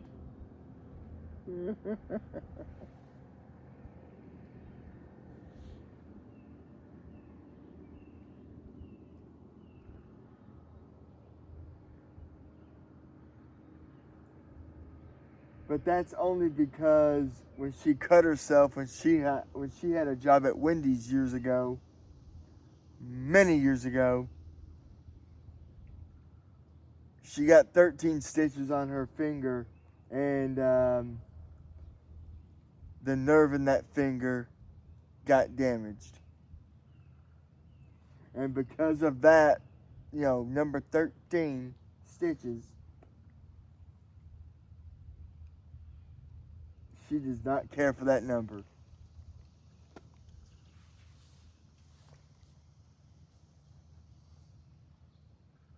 And then, of course, I was good.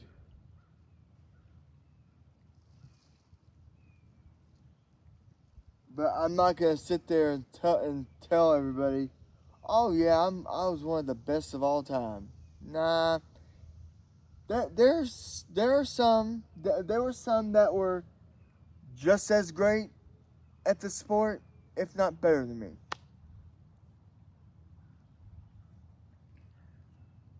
But it's funny as hell because there was many occasions where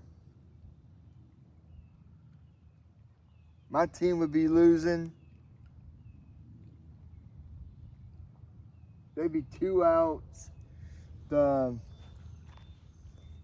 pitcher would look at the scoreboard, and then all of a sudden, on the at bat, all of a sudden it'll go from number 36, and then all of a sudden they look, and all of a sudden it goes black, goes out. Damn that! And next thing you know, he looks up and he sees 1-3, and then he's like, oh shit.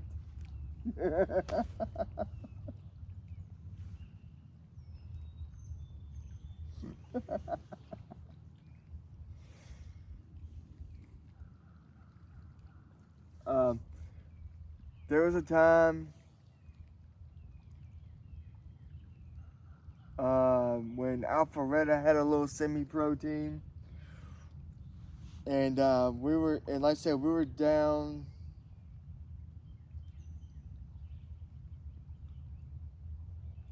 5-3. Yeah, 5-3, and it was top of the ninth.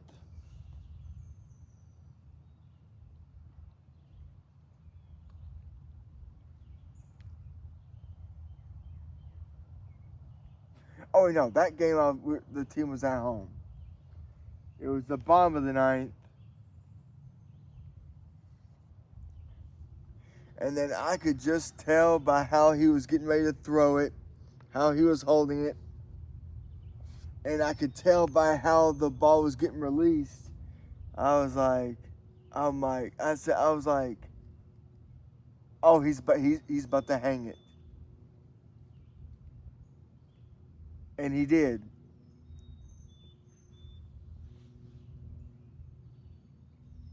He hung a curveball that did not drop. And then I just got barreled to that ball. Hit a 423-foot homer to opposite field, right center. And as soon as he heard the bat, he just started walking to the dugout. I mean, the catcher just went, because when we were playing like college, how most college fields are. The visiting team was at first base and the home team was at third. And as the catcher's getting ready to potentially grab the ball, boom! I mean, as soon as that ball got launched, he looked up and was like, I mean,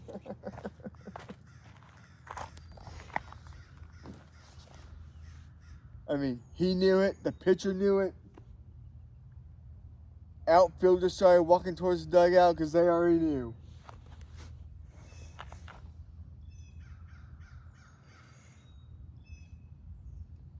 When I've seen the video after all them years, I heard the right fielder and center fielder. But yeah, right fielder and center fielder, as soon as they heard that ball get popped, they were like, game over. Because they knew.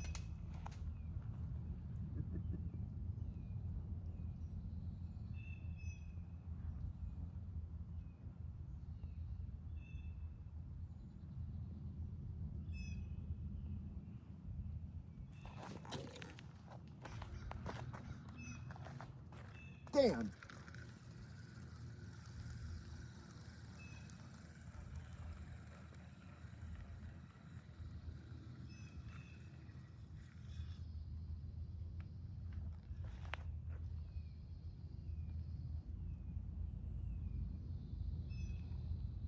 You know what, you?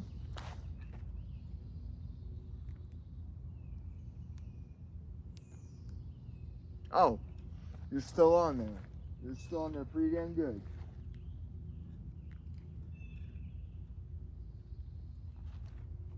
Damn, about lost my damn can of tobacco too on the.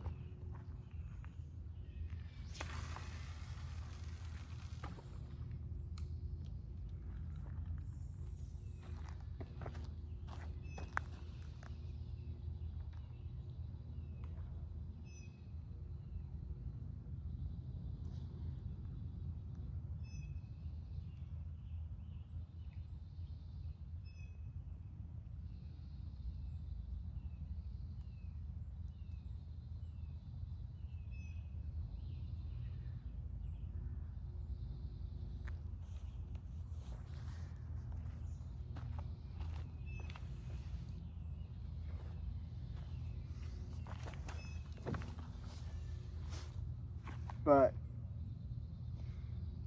now, actually, neither of the northern Fulton County towns have a semi-pro team because they couldn't afford to keep it going. But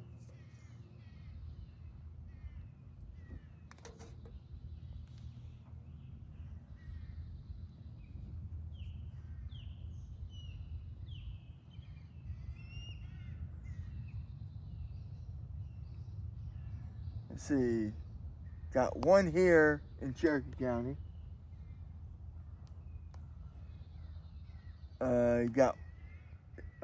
There's one down in Noonan, down in Coweta. Got one in DeKalb. Augusta. Calhoun. Cartersville. Cumming. Cleveland up in White County. Got one in Danielsville down in Madison County. Got one in Atlanta. Got one in Rockdale.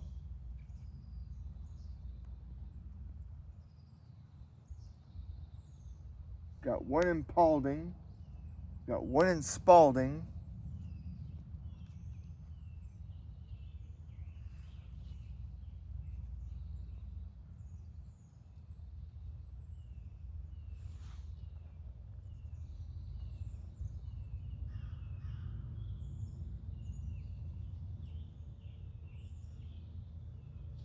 Got one in Dalton.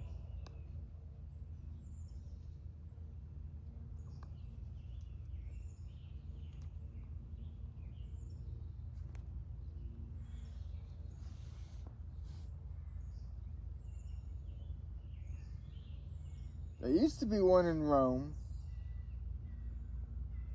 But when the minor league team moved in over there, people stopped going. And truth be told, they were not that good.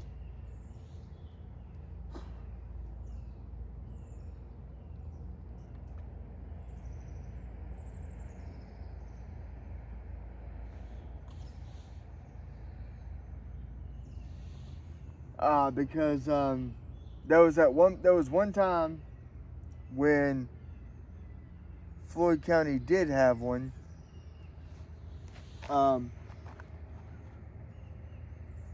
The umpire called the game in 5 innings because we were up. We were beating their heads in 27-0.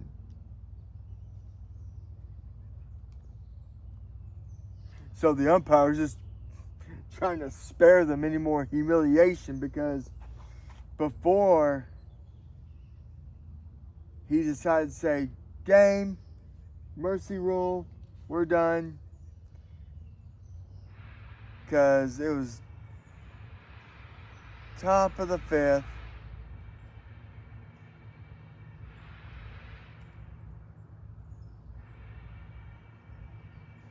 And bases were loaded. I was about to come up to bat. And I had already gone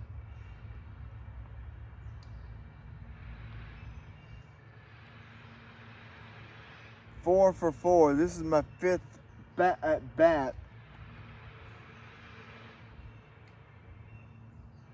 and I had hit a 3 RBI double, a solo shot, 2-run shot, and a 3-run shot.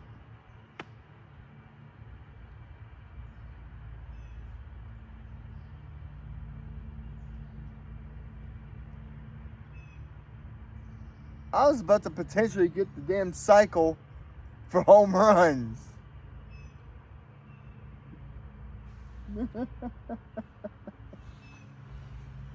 Umpire saw me come at the plate. He's like, game, game, game. That's it.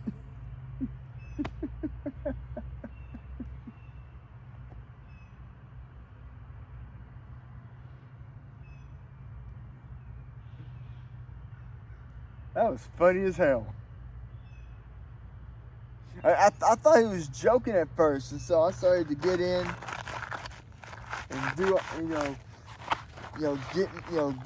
getting my cleats into the dirt, and then and all of a sudden I'm looking, I'm seeing the umpires going up the right field side in foul territory into their office, and I'm sitting there going like,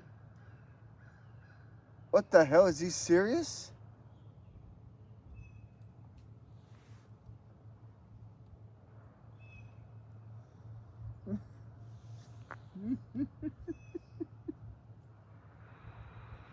I'm like, well, damn.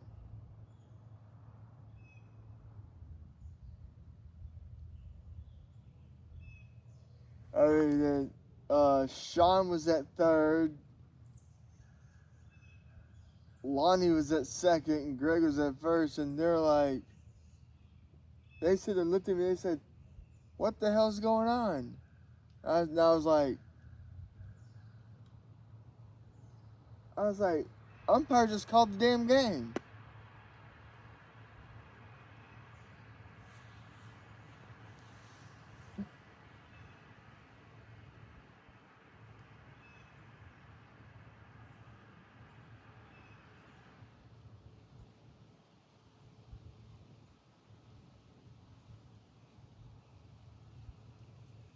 And I was just like, damn.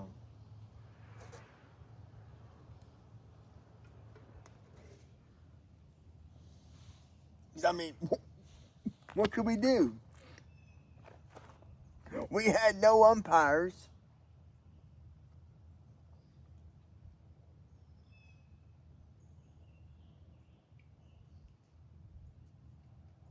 So yeah, ball game, 27-0 final.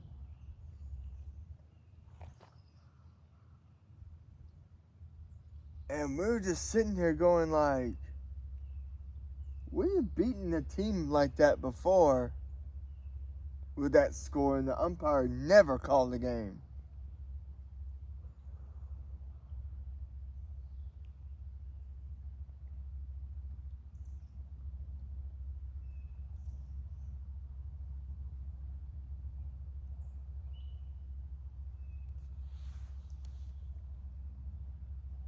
Let's see, I think it was yeah,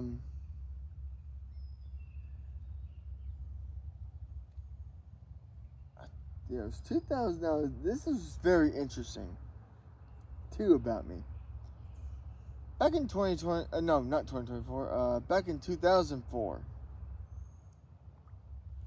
Now, this is my second year in the league. I was playing for, and I was going all the way to Forsyth County. And at that time, they were the Forsyth Braves. Well, after my third, fourth, or fifth year, they changed it to they're now the Forsyth Seminoles. But my second year, were playing the Mountaineers up at White County. And I remember I was on first base. Stole second. Okay. Now I was wearing a cross necklace. Well,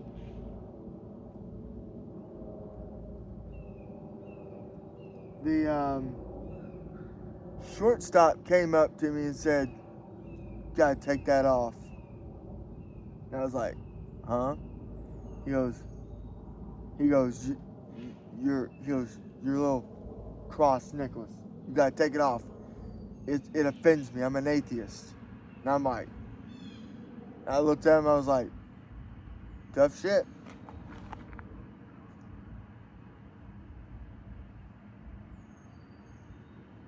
Next pitch, ball got knocked in between the left field and center fielder. Scored.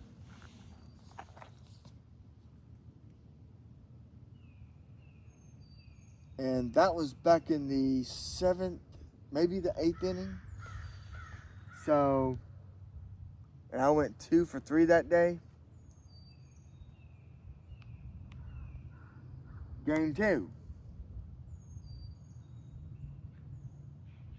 I hit a double.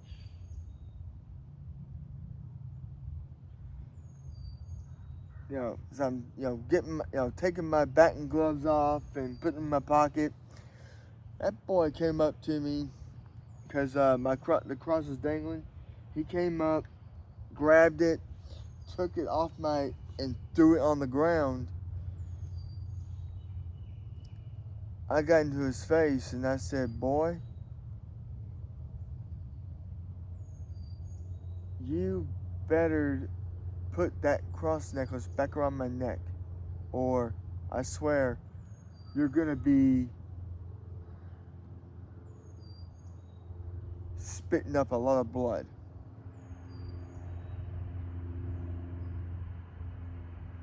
So, and I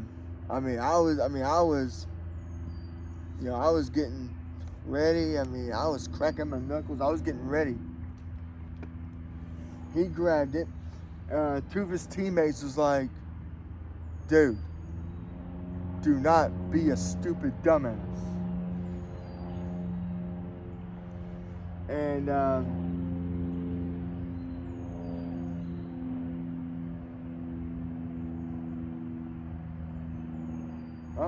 then here comes on game 3, the final game of that series. Pitcher threw a wild pitch. I was at second base. I was running to third. As I was getting ready to slide, he grabbed my necklace, pulled me down like this, and then he popped me right here. And boy, as soon as he did that, I just did that. And then his teammates were just sitting there going, "Oh damn, he's about to get it." I took my helmet off and I bashed him in the head with it, and they're like, "Oh, he got it." And so I'm sitting here just going wham, wham, wham, wham, and his teammates are just sitting there sitting in the dugout, not even coming out to break it up. My team comes out and they looked at him. They're like, "Y'all not gonna do nothing?" They're like, "Hell no." I go, "He's done this shit before and got his ass whooped for it every damn time." I said, "This time we're just gonna sit there and let it happen." Well, after about 2 or 3 minutes of me beating the hell out of him, that's when the umpire said, "Okay, guys, come on." And so both our teams came out because honestly, I think it was probably a good thing that they finally did. Because, I mean, I was hitting them in the right spots to where if I kept doing it, I probably could have killed them.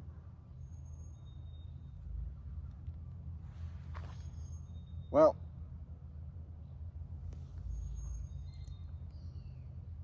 because I was triggered and I was provoked, I did not face no punishment, no suspension. But Mr. Atheist, he was given a stern warning. Said, you pull this stunt one more time on somebody, you're gone. You're done.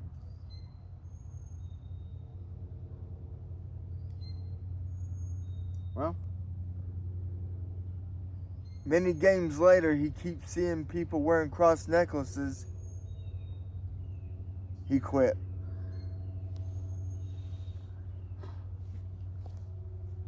Because I think he knew he had already committed an atrocity when he tested me. He was not about to test nobody else.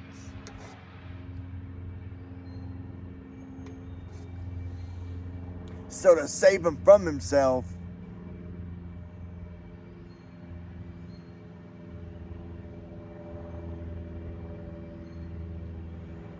he quit. He stopped playing the game altogether.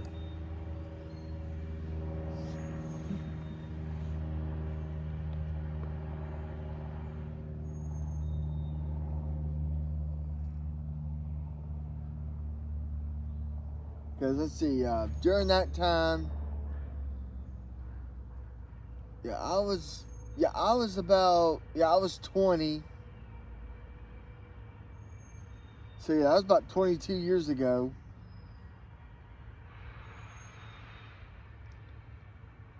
And he was about 18, going on 19.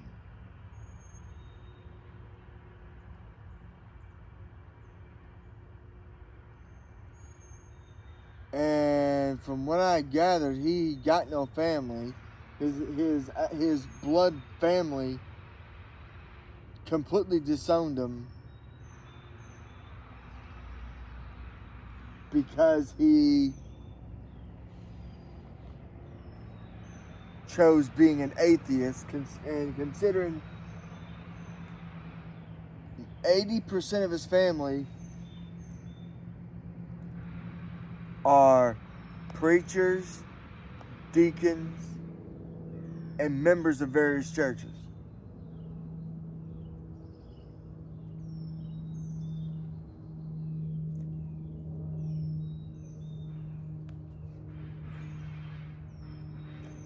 His family just got tired of dealing with his stupid ass.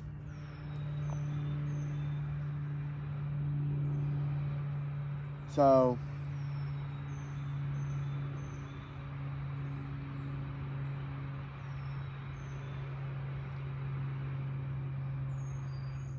now he's got to be 38 now.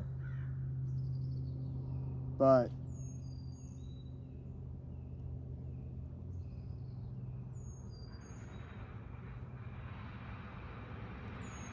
he now has his own. He's got his own little Church of the Occult thing going.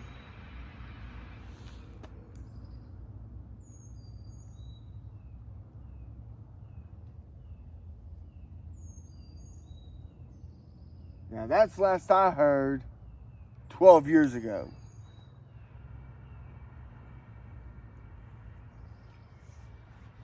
Now, I don't know if it's still going or not, but you know, government can't stop him legally because that would violate his First Amendment rights. The freedom of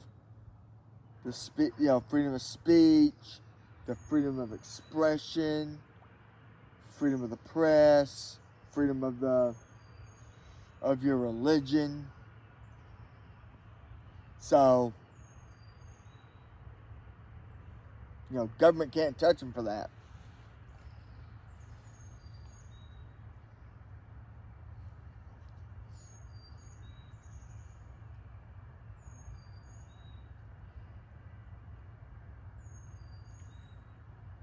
And of course, then your freedom to gather in a peaceful way, not a violent way.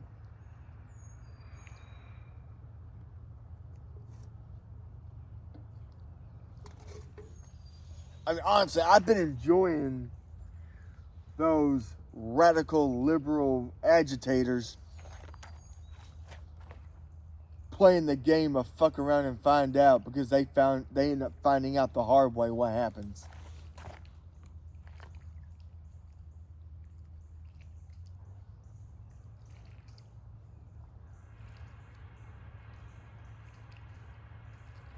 Now, no disrespect to any of viewers out here if you're a Democrat supporter, because like I said, I don't care. I mean, if you're a Republican, if you're a Democrat voter, I don't care.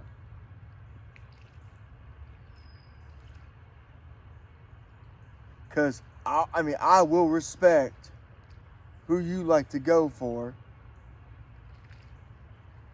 I will respect whatever religion you believe.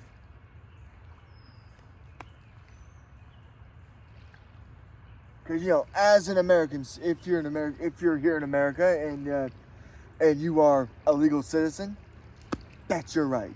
That is your right. Your First Amendment right is you can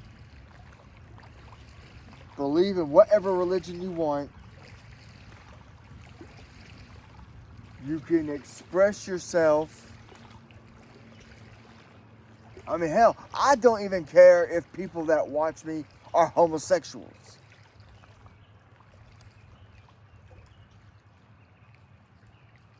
I don't care.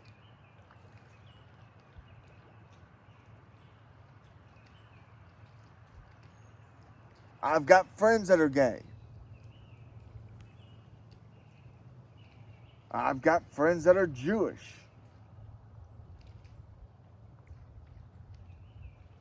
I've got friends that are Catholic. I mean, I don't care.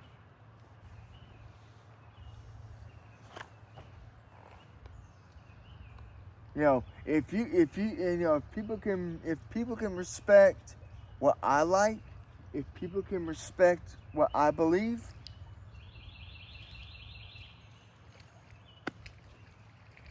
I mean, I can make friends with anybody and raise the friendship up to a whole new level. So I said, I don't care. I mean, there was somebody when I went to a school down in Meriwether County, Conway Smith.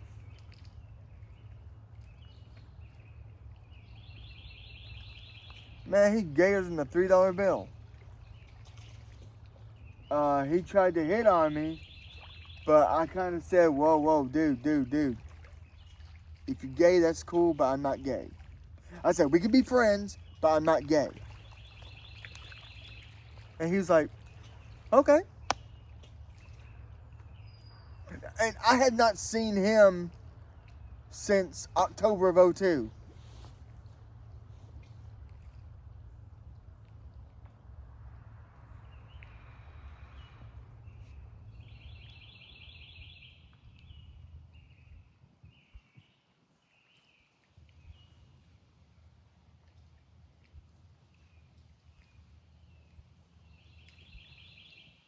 So that's saying a lot, I mean, I don't care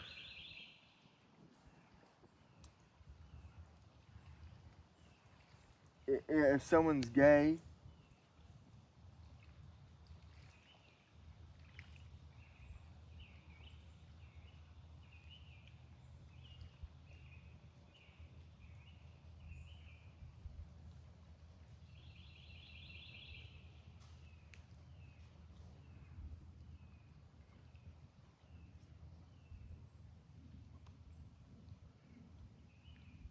Let's see. I think at one point before one of my Facebook accounts got taken down, um,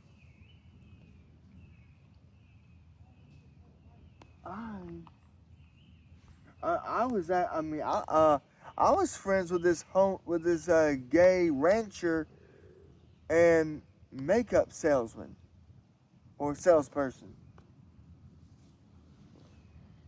That Jeffrey guy. He's cool as hell.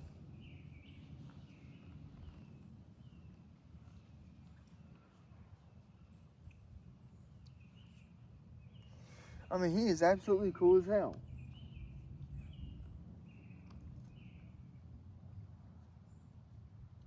He's gay, but he does not stand by. He does not stand behind the LGBTQ plus. He doesn't go by. He don't go by that. He does not.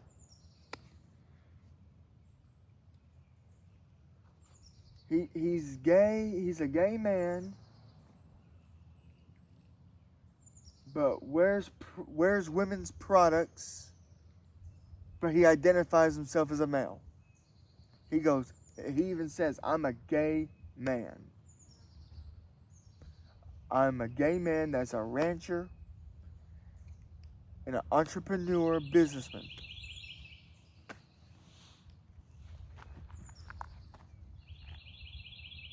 So, like I said, there's some fantastic stuff you're now finding out about me.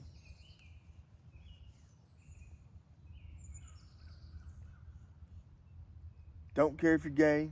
I don't care if you like to vote Democrat. I got friends of mine I talked to today. They vote Democrat. But we don't get into these heated arguments to where we're about to, you know, draw blows at each other. Because that's stupid. That don't solve nothing.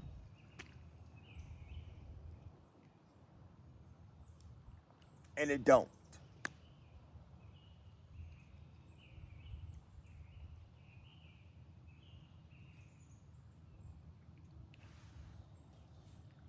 Well, I think I better check on my bait.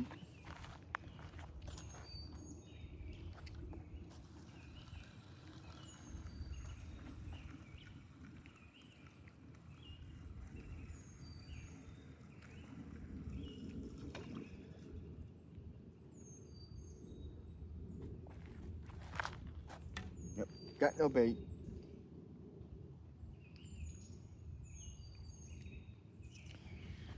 But like I said, though, folks, you know, when I'm doing this, I'm just watching for the pole to see if it's violently getting pulled.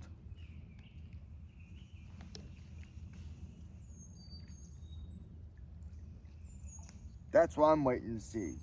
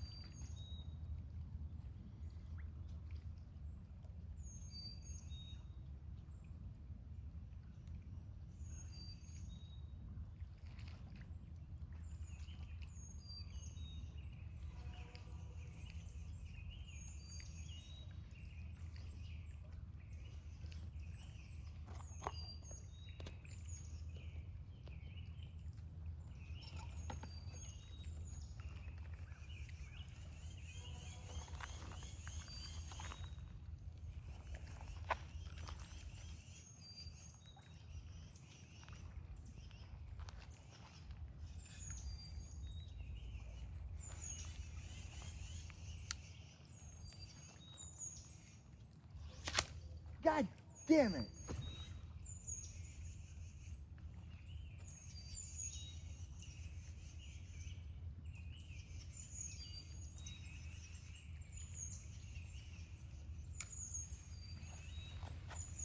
Line snapped again, folks. This is the third time today.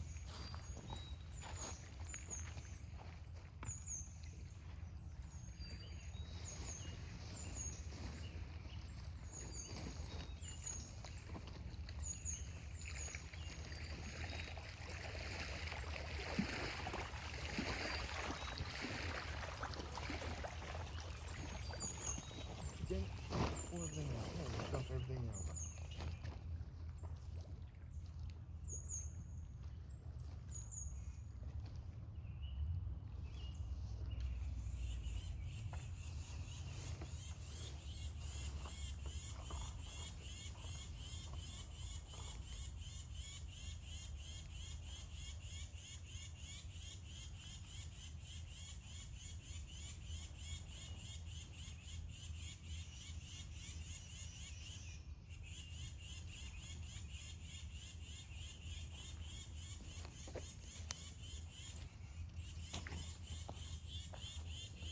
All right, folks, I'm down to my last. I had to dump out the bag to find it.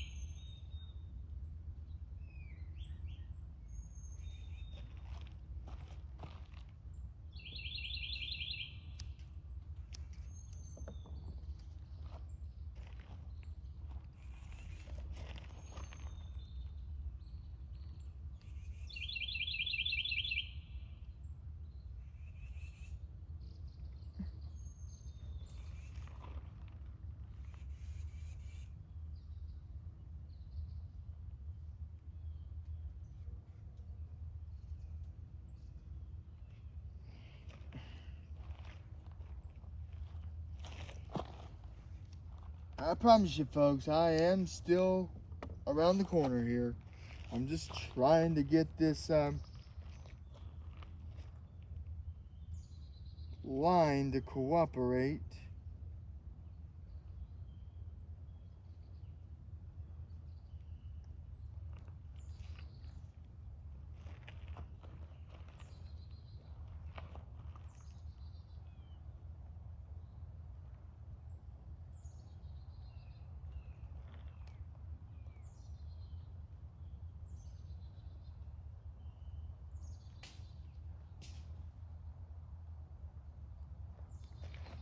Alright, now it's gotta grab me a hook.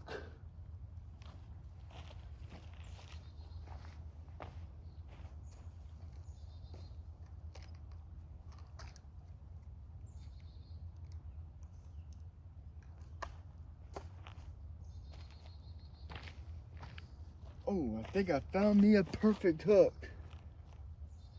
Found me. And this is my last circle hook too.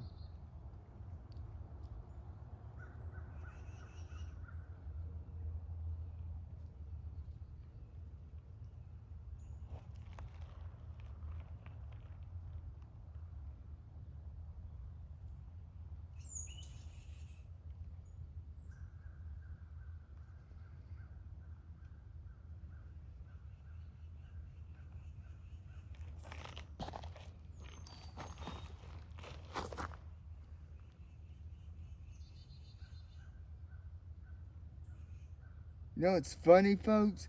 I have never had a damn line snap on me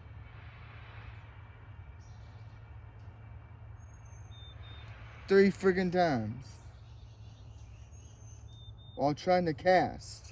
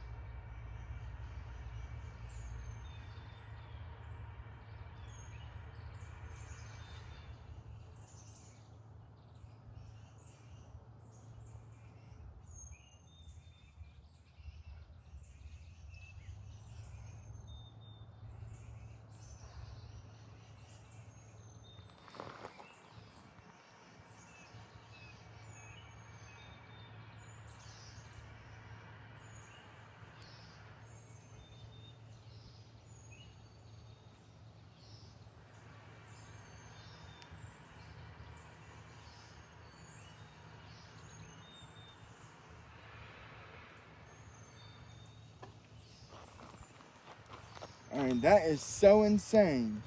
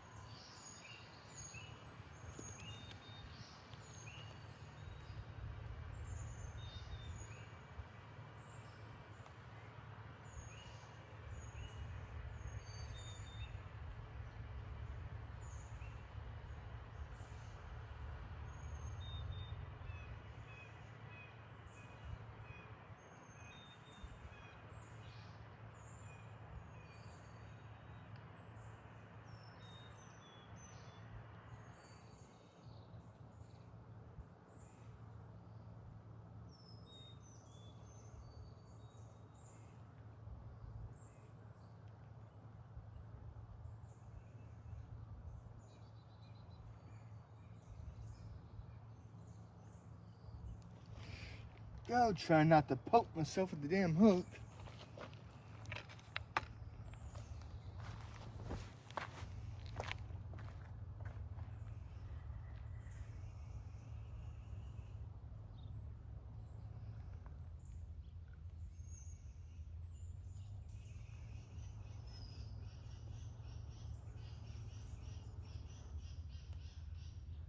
Alright.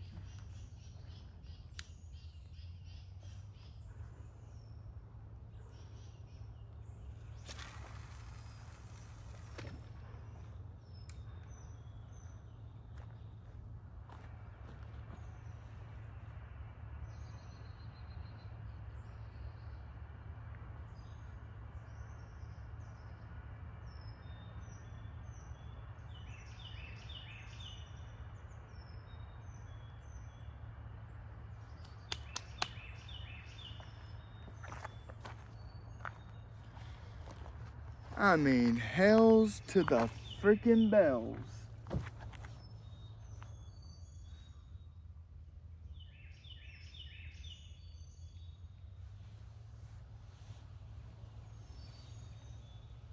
And then I saw I had a text message from my friend Kyle.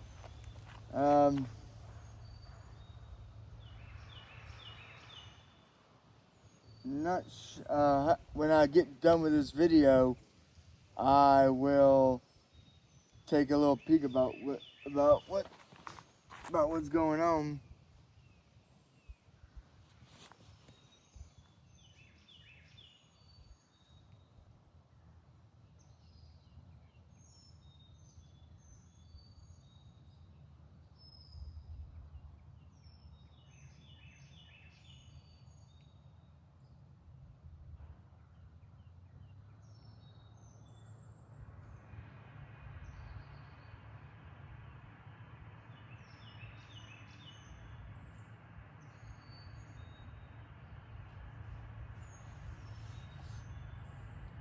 Yep, hitting on that 3-hour mark.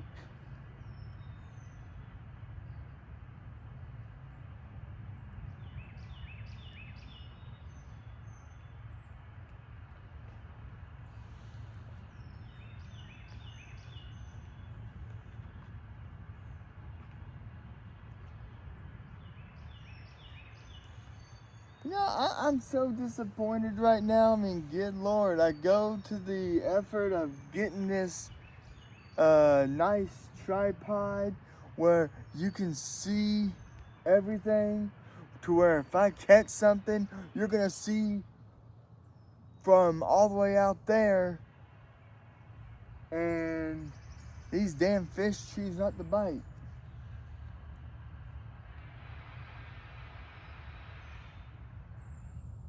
Ain't that a son of a bitch?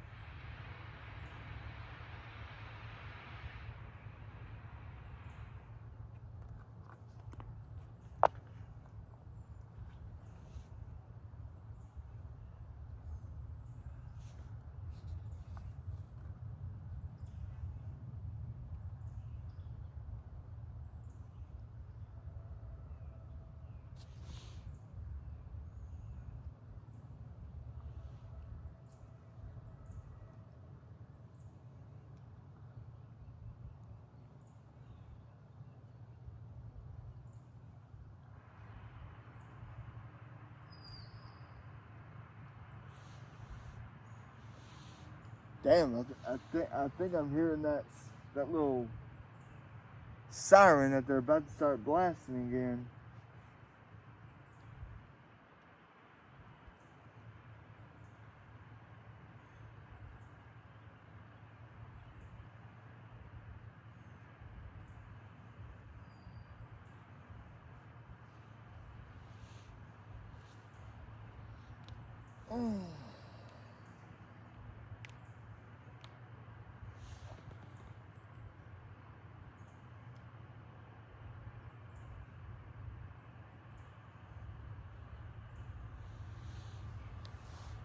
I mean, damn, got all these damn turtle heads out here.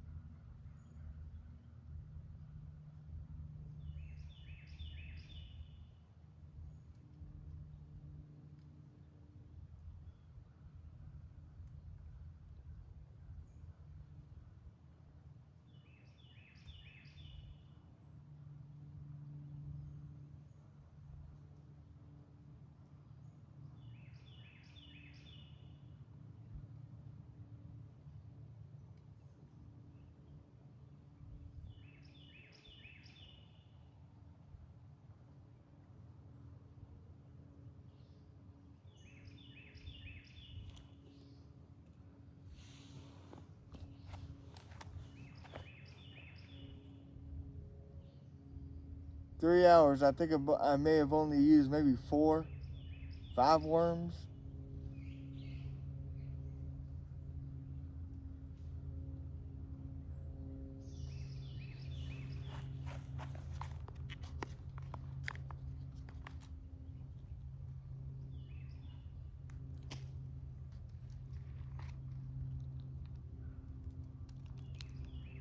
So I still got all these left. Let's see here. 1, 2,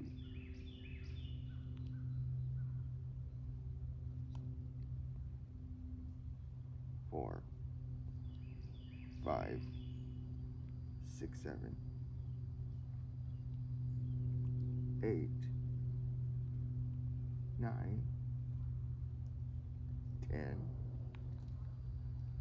11, 12, 13, 14.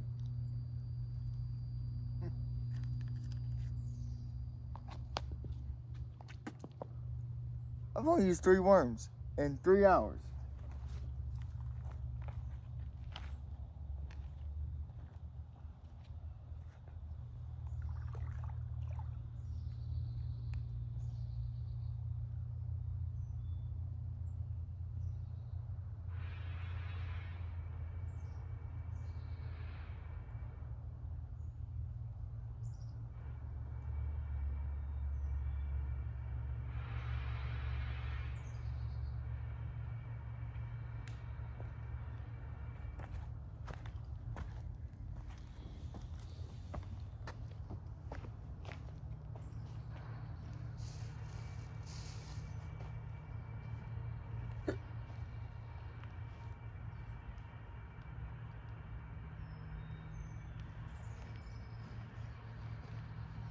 Be right back, folks.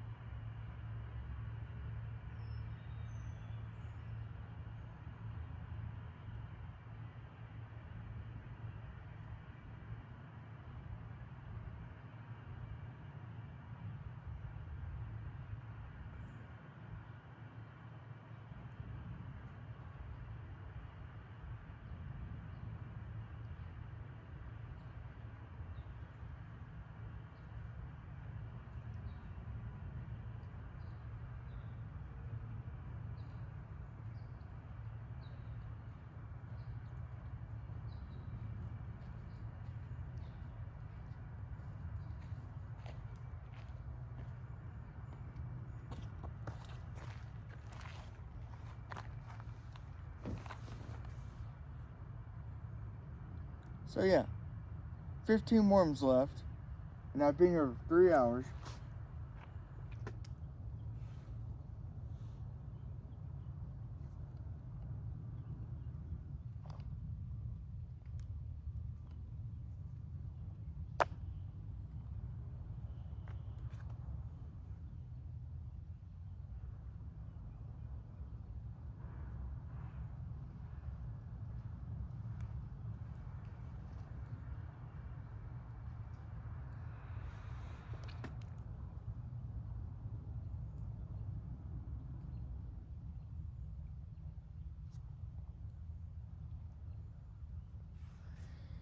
Yeah, we got a couple little kayaks out here too. People trying to fish off of kayaks.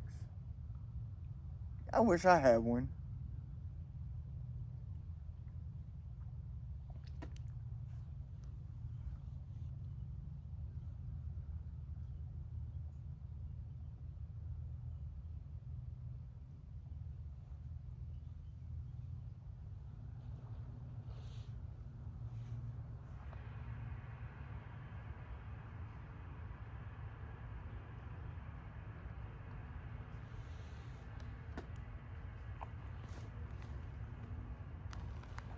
I'm thinking about reeling this in, and I'm thinking about adding another worm so I can start really using up these worms rapidly.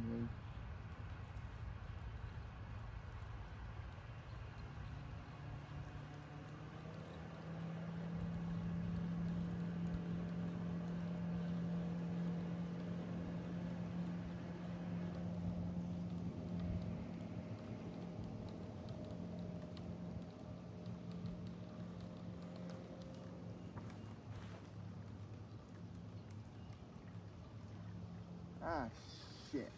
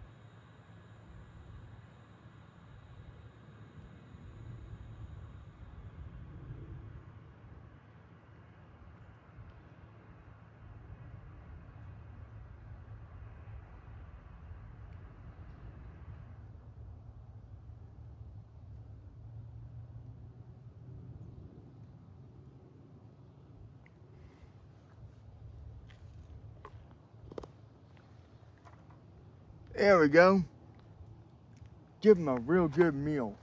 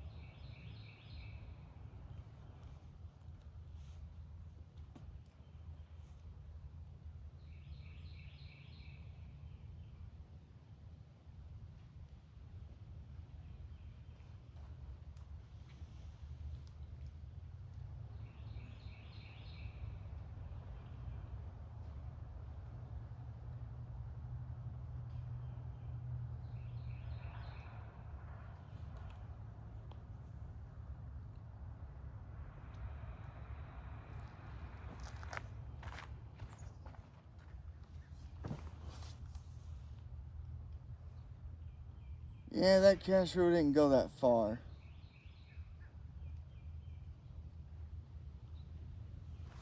Yeah, that cast did not go far. I'm gonna try it again.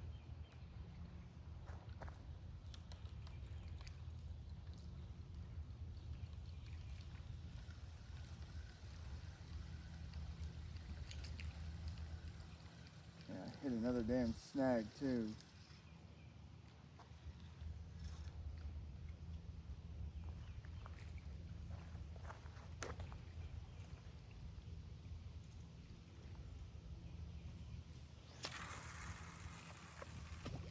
That's better.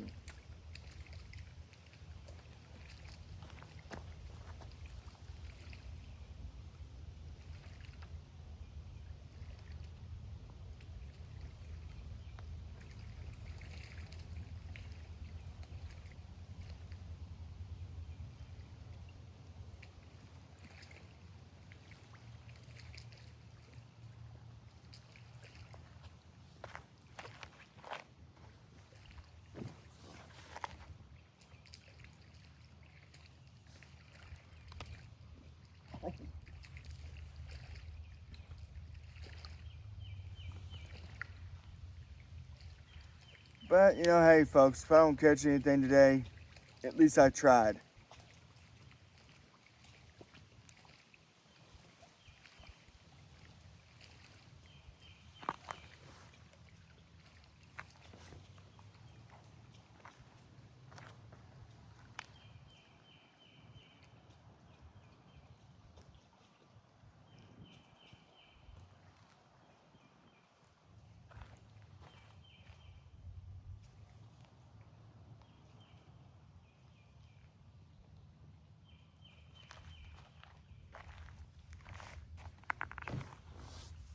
You know, at least I tried to catch something. I was hoping to catch something this week. I was hoping not to go 3 weeks without catching a thing.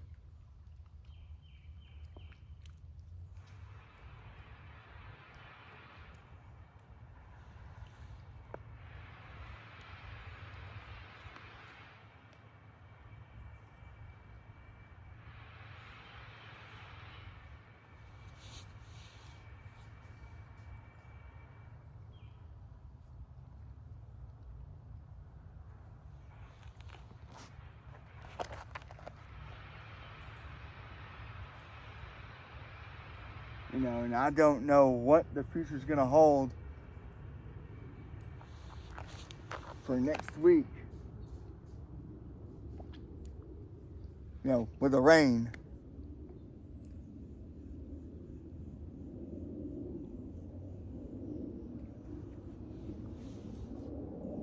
Because I know we got a 90% chance of rain on Monday.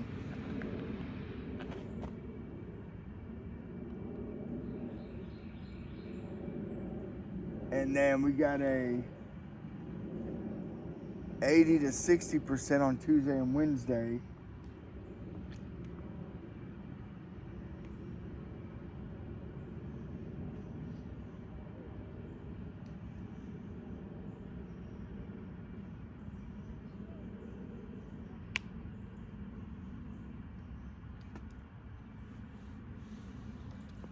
You know, it's funny as hell.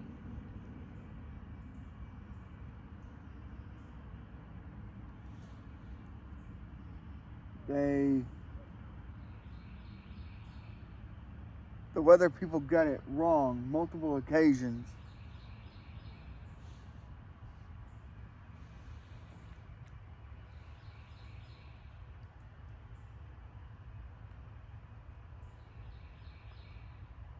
During the winter, throughout all of spring. Now here it is hitting summer.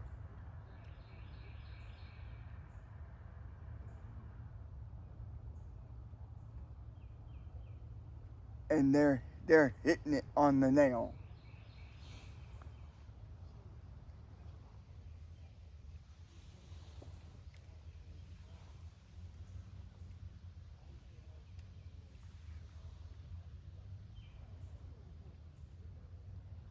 Go figure. I sure as hell can't.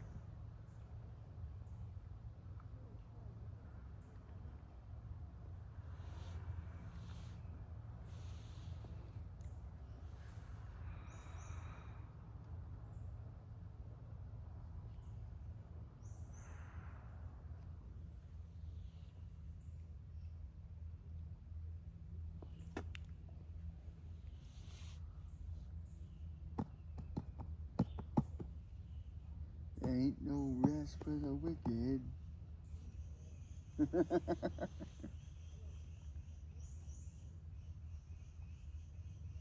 I've seen some full-fledged grown adults going, oh my God, I hope it snows.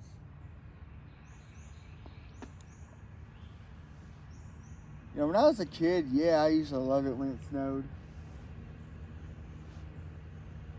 But you know, I'm older.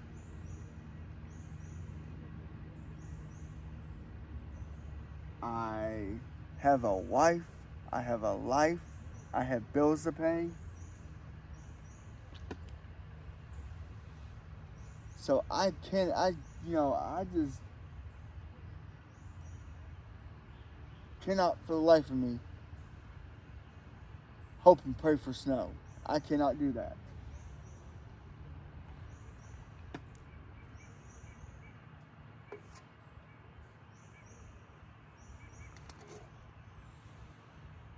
I mean, I've heard so many people say, "Hey, if y'all want snow so damn bad,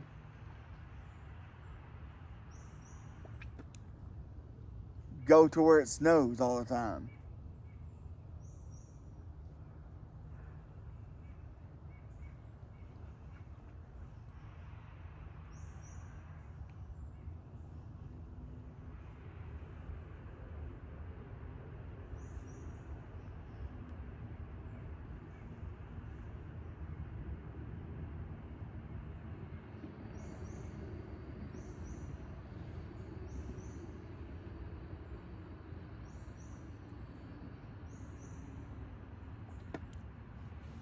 But I just cannot have or handle or deal with snow.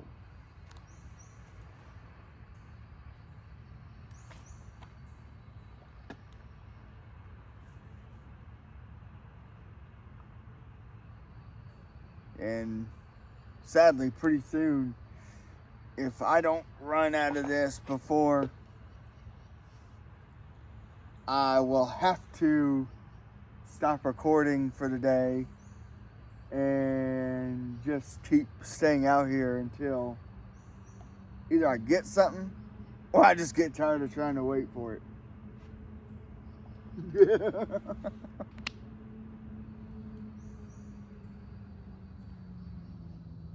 But I know ultimately my patience will pay off.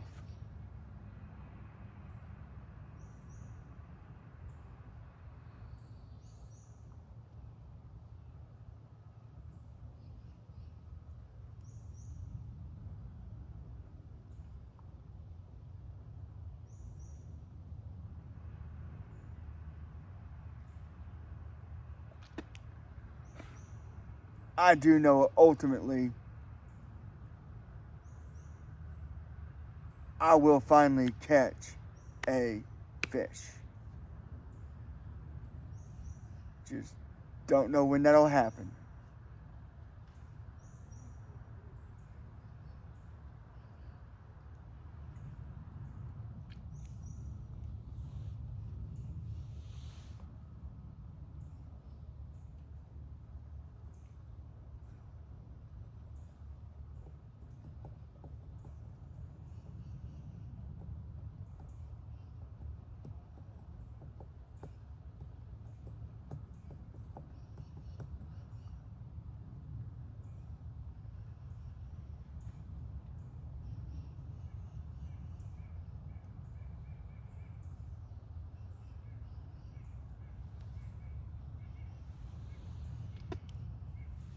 But because also I got my own chores I got to do at home.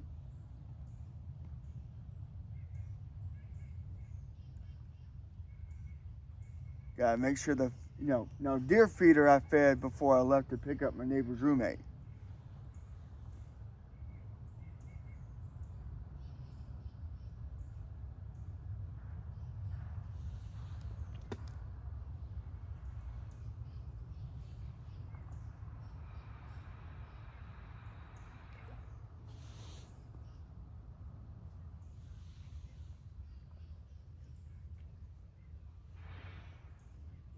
And then I got to make sure that the bird feeders are taken care of. Gotta make sure that our our kitten badgers fed. I gotta make sure all the outside cats are fed.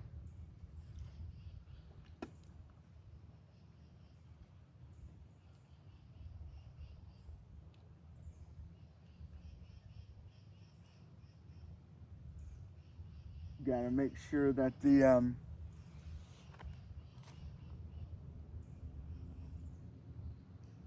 damn, I am getting old. I'm trying to remember everything else I gotta do. Oh yeah. Vacuum, straighten up stuff, and mop the floors.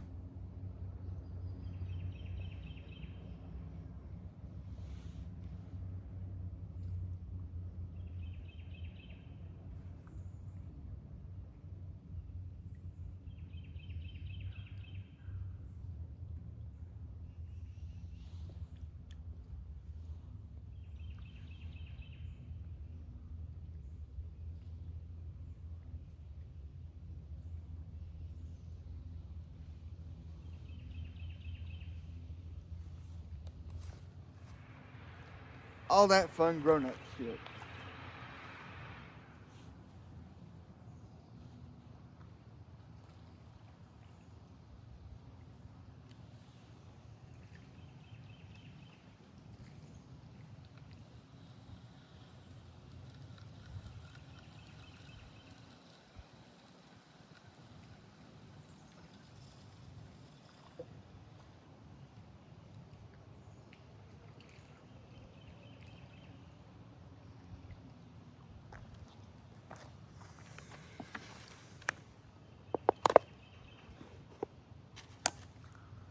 Damn, almost got my finger stabbed with the damn hook. Woo.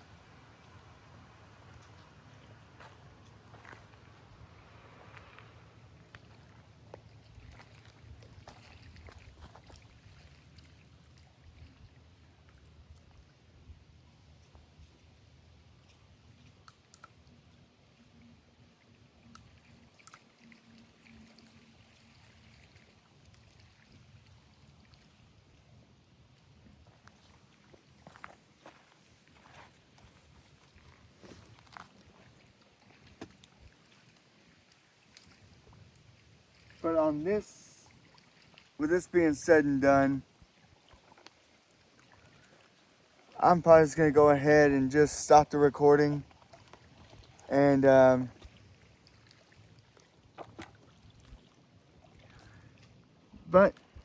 will, if I do catch anything, I will do another video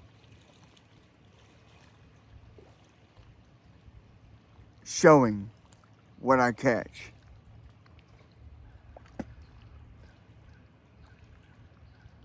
But I hope y'all get to enjoy watching me come out here, trying to catch something, even though so far it's looking like it's going to be a big negative right now. But just don't forget to hit that like and subscribe to Jason Fishing Videos. Till next time, guys, peace out.